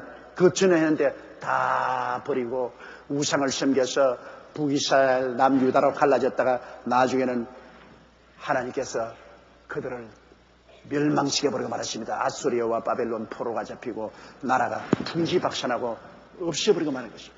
복음을 그들은 받아들이지 않았어요. 신약 성경에 이제 그들이 늘 구약에서 상징하던 그 예수님이 오셔서 어린 양이 되어서 십자가에 못 박여 몸을 찢고 피 흘려 그들 눈앞에서 죽었다가 부활하실 것만은 그들이 믿었나요? 예수님을 그들은 배반했었습니다. 예수님이 오셨을 때 대제사장과 바리새 교인, 사두개 교인, 교법사들이 모여서 끝까지 예수님을 자꾸 배반하고 그리스도의 복음을 믿지 아니하고 나중에는 총독 빌라도에게 고발해가지고서 그리스도를 십자가에 못 박여 죽였습니다. 그리고 그들 말하기를 예수 그리스도 죽인 피값을 우리와 우리 자손에게 돌리라고 했는데 여러분 얼마나 무섭습니까? 예수 그리스도를 십자가에 못 박여 죽이는 그 죄값을 우리와 우리 자손에게 돌리라고 했는데 주 70년 로마의 디도 대장이 와서 예루살렘 성을 둘러싸고 공격해서 약 100만 명이 죽었습니다. 그들이 흘린 피가 강물같이 흘렀다고 말했습니다. 예수 그리스도 십자가에 못 박은 그 불로서 예루살렘이 함락되고 그들은 다 풍지박산됐어요. 그 다음 제2차 세계대전때 이제 이 죄를 우리와 우리 자신에게 돌려야 했는데 여러분 히틀러가 악마가 들어가서 구라파에 있는 유대인들을 잡아 600만 명을 학살했습니다. 그들의 머리를 깎아서 천을 짜서 그 고기를 가마에 삶아가지고서 비누를 만들었습니다. 뼈를 갈아서 비료를 만들었습니다. 600만 명.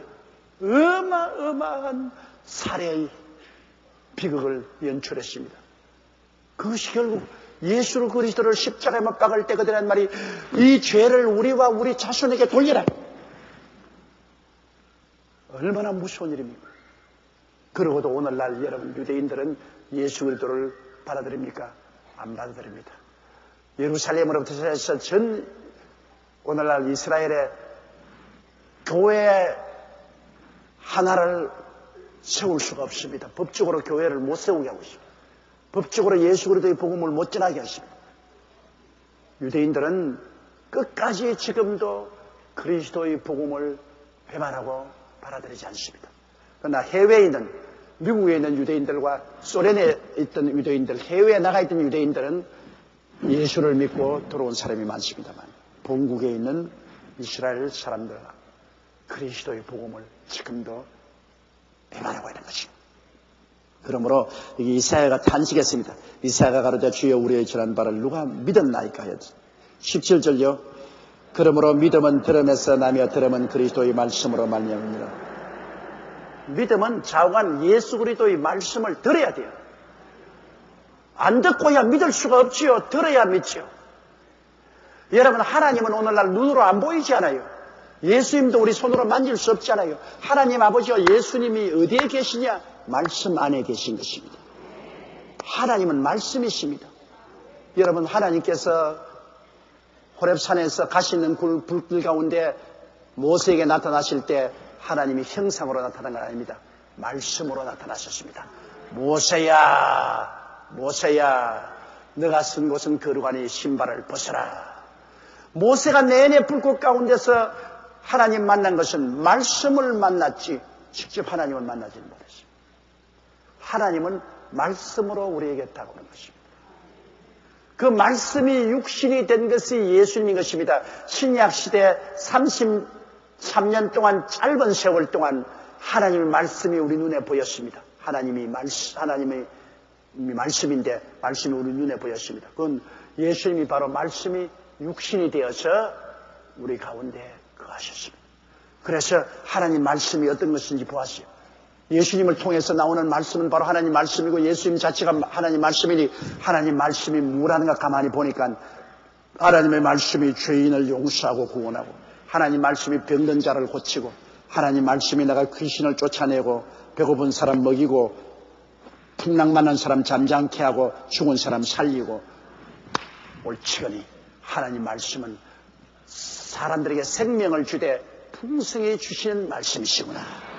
마귀가 오는 것은 부적절하고 죽이고 멸망시키는 것뿐이지만은 하나님의 말씀은 생명을 주되 풍성히 주는 말씀입니다. 그러므로 여러분 오늘날도 우리는 여러분 하나님을 찾으려고 하늘나라에 올라가지 마세요. 예수님을 죽은 자 가운데서 불러일으키려고 만나려고 저 음부까지 내려가려고 하지 마세요. 말씀이 여기 있습니다. 우리 가까이. 이 말씀 속에 하나님이 계시고 예수님이 계십니다. 저는 말씀이 얼마나 고맙고 감사한지 말로 다 알 수 없어요. 말씀이 너무나 감사해요. 목회하는 가정에서 여러 가지 시험과 환난과 고통이 많이 다가오고 답답할 때 말씀을 찾아갑니다. 하나님 말씀 시편 91편에 보면 하나님은 나의 피난처여 나의 요새여 나의 일해하는 하나님이야. 하나님이 나의 피난처여 나의 요새여 나의 일해하는 하나님이니 이는 제가 너를 새 사냥꾼의 올무에서와 극한 연병에서 건지실 것입니다. 새가 오는데 사냥꾼이 그물 치려고 기다리면 못 무르고 새가 와서 그 물에 철렁거리고 감처럼 몰려있으면 툭툭툭툭 잡아서 가고 속에 집어넣잖아요. 오늘 원수들이 우리를 새 사냥꾼의 그물처럼 쳐놓고 잡으려고 할 때 하나님이 미리 오셔서 새 사냥꾼의 올무에서와 우리를 파멸하는 극한 연병에서 건져내시게 되십니다. 그런 하나님 어디서 찾습니까? 말씀 속에서 찾습니다. 나는 그 말씀 속에서 하나님을 봐요. 말씀 속에서 나의 하나님, 나의 피난처여 나의 요새여 나의 일해하는 하나님, 새 사냥꾼의 올무에서와 극한 연병에서 나를 건지시는 하나님 감사합니다. 밤에 놀램과 낮에 흐르는 살과 흑암 중에 행하는 연병과 백주의 황폐케 하는 파멸을 두려워하지 아니하리로다. 그게 바로 그 말씀이 하나님이요. 하나님이 밤중에 놀래는 일을 당하지 않게 하시고 대낮에 나를 염통을 향해 쏜 화살을 멸하게 하시고 극한 연병을 피하게 하시고 파멸을 피하게 하시고 이 하나님 말씀 속에 하나님을 발견하니까 그 속에서 그냥 하나님을 붙잡고 울고 감사하고 부르짖고 하면 문제가 해결되는 것이요. 시편 23편에 내가 사망의 엄침한 골짜기로 다닐지라도 해를 두려워하지 아니할 것은 주께서 나와 함께 계심이라. 주의 지팡이와 막대기가 나를 안위하시나이다. 바로 그 말씀이 하나님입니다. 하나님, 내가 사망의 엄침한 골짜기로 다니는데 주께서 함께 계시옵나이까. 내 형제도 친척도 동료도 따라올 수 없는 이 사망의 엄침한 골짜기에 성경의 말씀에 보니까 내가 주께서 함께 계십니다. 주님께서 사망의 엄침한 골짜기에 나의 목자가 되어서 함께 계셔서 주님의 손에는 지팡이가 있고 막대기가 있어요. 지팡이는 인도하는 하나님의 지혜와 총명과 모략과 재능이고 막대기는 하나님의 권세와 능력으로 원수를 치는 것입니다. 하나님께서 사망의 엄침한 골짜기에 갈 바를 모르고 있는 나에게 같이 해주셔서 주님의 지혜와 총명과 모략과 재능과 주님의 권능과 능력으로 지팡이와 막대기로 원수를 쳐서 나에게 해를 받지 않게 해주시고 내 마음속을 평안하게 하고 위로해 주시고 이 말씀을 저는 100번도 1000번도 더 외웁니다. 그 말씀이 하나님이니까 내 하나님이요 내 하나님이요 사망의 엄침한 골짜기에 하나님이 같이 계심이라. 주님이 지금 나와 같이 계셔서 그 지팡이와 막대기가 내는 모르지만은 벌써 내 앞서가서 원수와 싸워서 나에게 해를 받지 않고 나에게 위로와 평안을 주시나이까. 너무나 감사합니다. 하나님 너무나 감사합니다. 말씀의 품에 안기는 것이 하나님께 안기는 것입니다. 말씀을 떠나서 하나님을 어떻게 알아요? 말씀의 품에 안기세요. 말씀의 품에 여러분 자신을 내어 던지세요. 원수가 이를 갈고 달라들어오면 나는 말씀의 품에 안깁니다. 주께서 원수의 목전에서 내게 상을 베푸시며 기름으로 내 머리에 바르셨으니 내 잔이 넘치나이다. 그 말씀의 품에 안기는 겁니다. 하나님, 원수가 오면 내 앞에 진수성찬 차려서 먹게 하여 주시고 나로 원수보다 승하게 만들어 주셔서 영광스러운 기름 부어주시고 결국에는 승리의 잔이 넘치게 해주시지 않습니까? 아버지여, 나는 이 말씀의 품에 안깁니다. 할렐루야. 말씀이 하나님이신 것입니다. 말씀 이외에 다른 데 하나님을 찾아가려고 하지 마십시오. 오늘날에는 말씀을 통해서 하나님이 여러분을 만나주시고 승리해 주시는 것입니다. 그러므로 성경 창세기부터 요한계시록까지 말씀을 읽으면서 그 말씀의 품에 푹 안겨요. 눈에는 아무 증거 안 보이고 귀에는 아무 소리 안 들리고 손에는 잡히는 것 없을지라도 내 아길 칠흑같이 어두울지라도 말씀이 있습니다. 내 부모는 나를 버릴지라도 내 형제 일가 친척 동료가 나를 떠날지라도 나는 내가 의지하고 그 품에 안길 말씀이 있습니다. 말씀을 찾아가십시오. 그리고 말씀의 품에 안기면 말씀은 절대로 여러분을 배척하지 않습니다. 저 하늘이 무너지고 이 땅이 꺼져도 하나님 말씀은 1.1핵도 변하지 않습니다. 말씀에 서십시오. 우리가 말씀을 가지고 있다는 것이 얼마나 큰 축복인지 형언할 수 없습니다. 세상 사람은 말씀이 없잖아요. 말씀이 없어요. 세상에서 시험과 환난과 고통을 당해도 품에 안길 말씀이 없어요.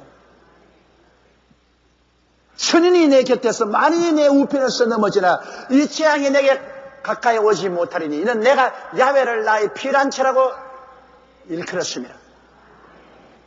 안 믿는 사람은 천인이 그리고 만인이 넘어지는데 나는 왜 안 넘어지나? 말씀의 품에 안겼기 때문인 것입니다. 그러므로 믿음은 들음에서 나며 들음은 그리스도의 말씀으로 말미암았습니다. 말씀, 첫째도 말씀, 둘째도 말씀, 셋째도 말씀입니다. 말씀 내놓고 무슨 자꾸 환상이나 보려고 꿈이나 꾸려고 하지 마십시오. 환상과 꿈이 아무리 좋아도 말씀에 어긋나면 아무 소용이 없습니다. 여러분, 말씀의 가치가 100이라면 환상과 꿈의 가치는 하나밖에 안 됩니다. 그러므로 환상과 꿈 보았다고 좋아하지 마세요. 별 볼 일 없어요. 말씀이 제일인 것입니다. 환상과 꿈은 날아가 버려도 말씀은 날아가지 않아요. 만세반석이요. 말씀을 흔들 적 없습니다. 그러므로 말씀을 읽으면 마음에 품에 안기면 마음에 믿음이 생겨요. 믿습니다. 눈에는 아무 증거 안 보이고 귀에는 아무 소리 안 들리고 손에 잡히는 것 없이도 믿습니다. 모든 것이 합동하여 선을 이룰 줄 믿습니다. 승리가 올 줄 믿습니다. 축복으로 변할 줄 믿습니다. 우리가 소망을 가질 수 있는 것은 말씀이 있기 때문이고 낙관적이 될 수 있는 것은 말씀이 있기 때문이고 긍정적이고 적극적이 될 수 있는 것도 말씀이 있기 때문인 것입니다. 그러므로 우리가 셀 미팅에 모여가지고서 말씀을 공부하는 건 얼마나 좋습니다. 말씀을 공부하고 셀에서 5가정, 10가정 모여서 예배드리고 감사하고 그 말씀의 품에 푹 안겨서 집으로 돌아갑니다. 돌아갈 때, 올 때는 의심이 꽉 들어갔습니다. 돌아갈 때는 말씀의 품에 안겨서 믿음이 돌아가면 성경 뭐라 합니까? 내 믿음대로 될지어다. 의심하라고 올 때는 하나님이 역사 안 하죠. 의심하고 오는데 왜 역사해요? 베드로가 믿습니다를 할 때는 물으러 걸었으나 의심할 때는 물에 빠져버립니다. 내가 말씀을 나누고 말씀의 품에 안기면 믿음이 마음에 싹 들어오면 믿습니다. 살든지 죽든지 흥하든지 망하든지 싸우든지 쎄하든지 주님께 내가 맡기고 믿습니다. 주님이 보지 않냐 웃으시면서 그래 내 믿음대로 될지어다. 그대로 되는 거예요. 그러니 살든지 죽든지 말씀을 우리가 전파해야 돼요. 사람들이 말씀을 받아들이면 주님의 품에 안기게 되는 것입니다.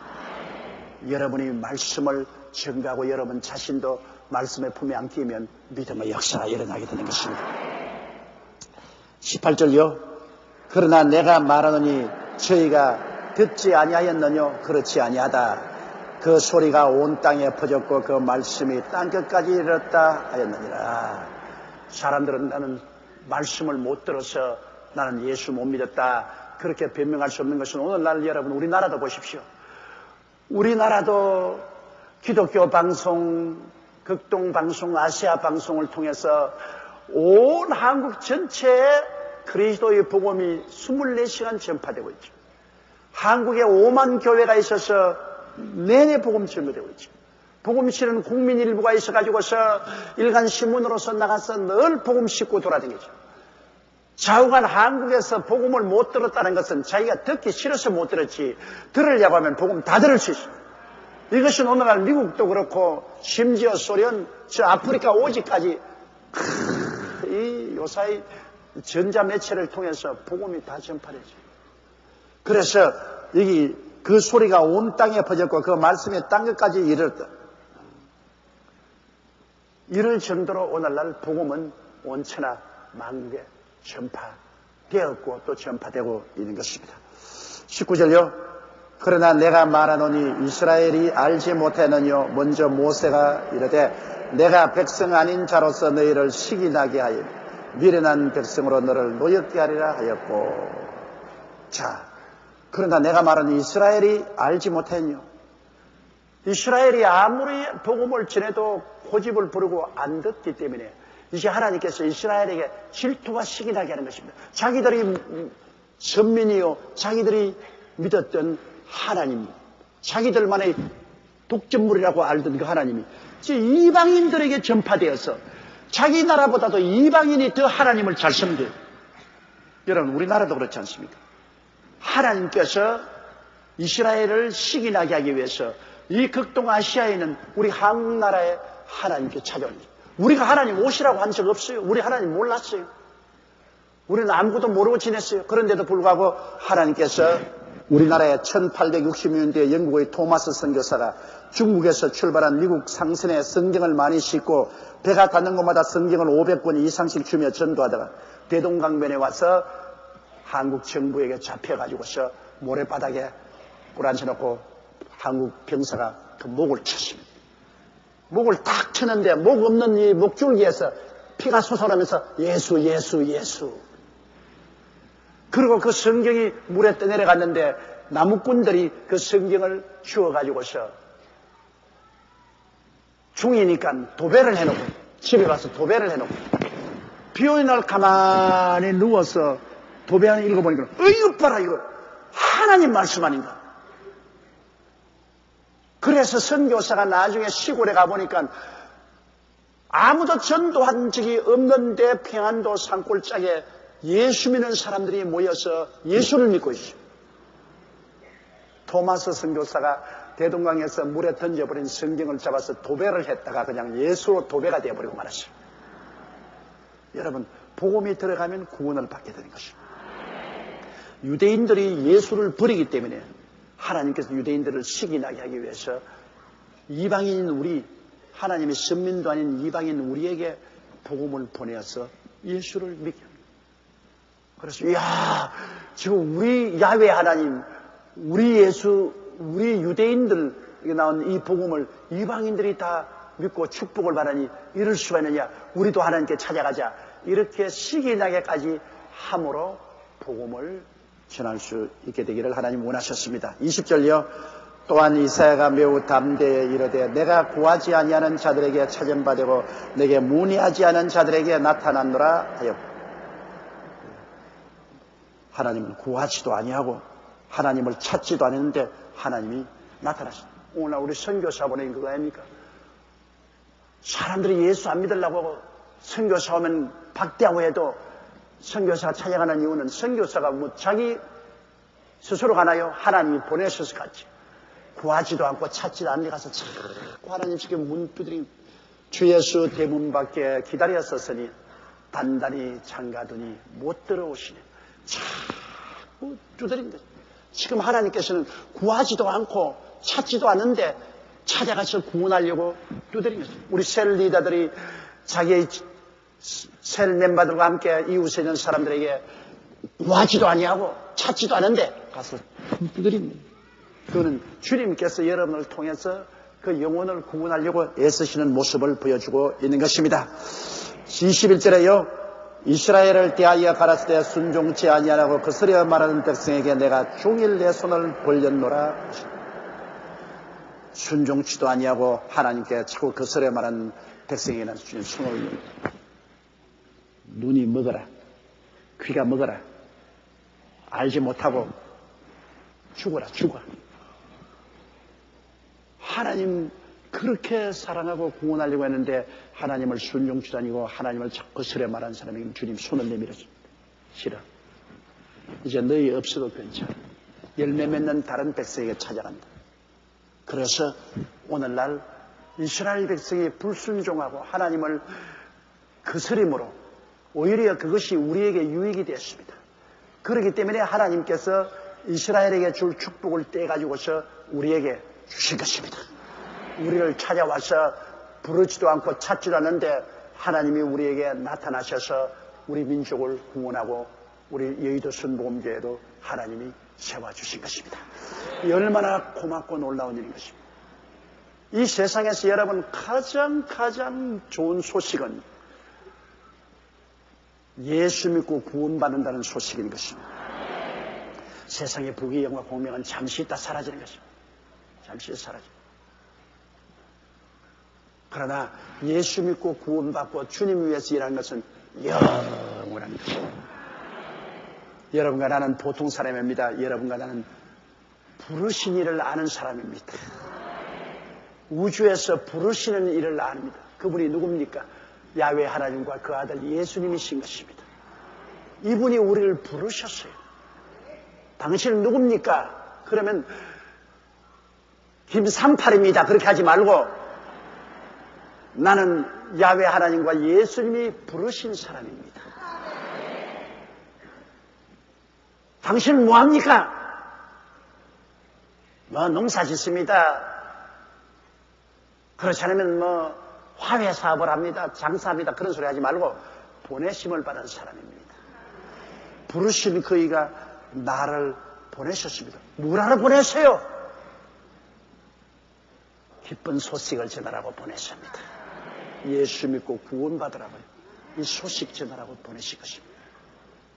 하나님께서 여러분을 부르실, 그 다음 여러분을 보내실 때는 여러분에게 은사를 주어서 보내시는 것입니다.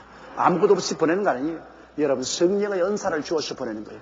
여러분 힘으로 안 되죠. 성령의 은사를 주었기 때문에 여러분께서 언제나 나가서 보내신 일을 할 때는 여러분 눈에 안 보이는 신기한 성령의 임재가 같이 있어서 신기한 일이 일어나는 것입니다.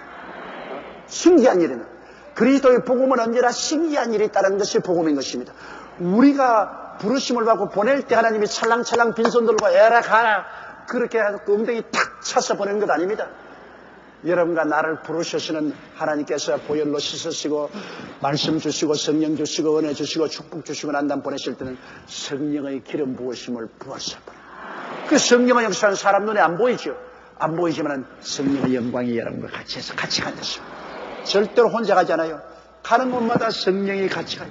기도할 때 성령이 함께 기도하죠. 전도할 때 성령이 함께 전도. 병자에 기도할 때 성령이 함께 역사하고 귀신 쫓아낼 때 성령이 함께 역사하고 여러분을 통해서 하나님의 제4차원적 기적의 역사가 나라는 것은 여러분은 보내심을 받을 때 그냥 빈손 들고 보내심을 받은 것이 아니라 성령의 은사를 가지고 보내심을 받은 것입니다.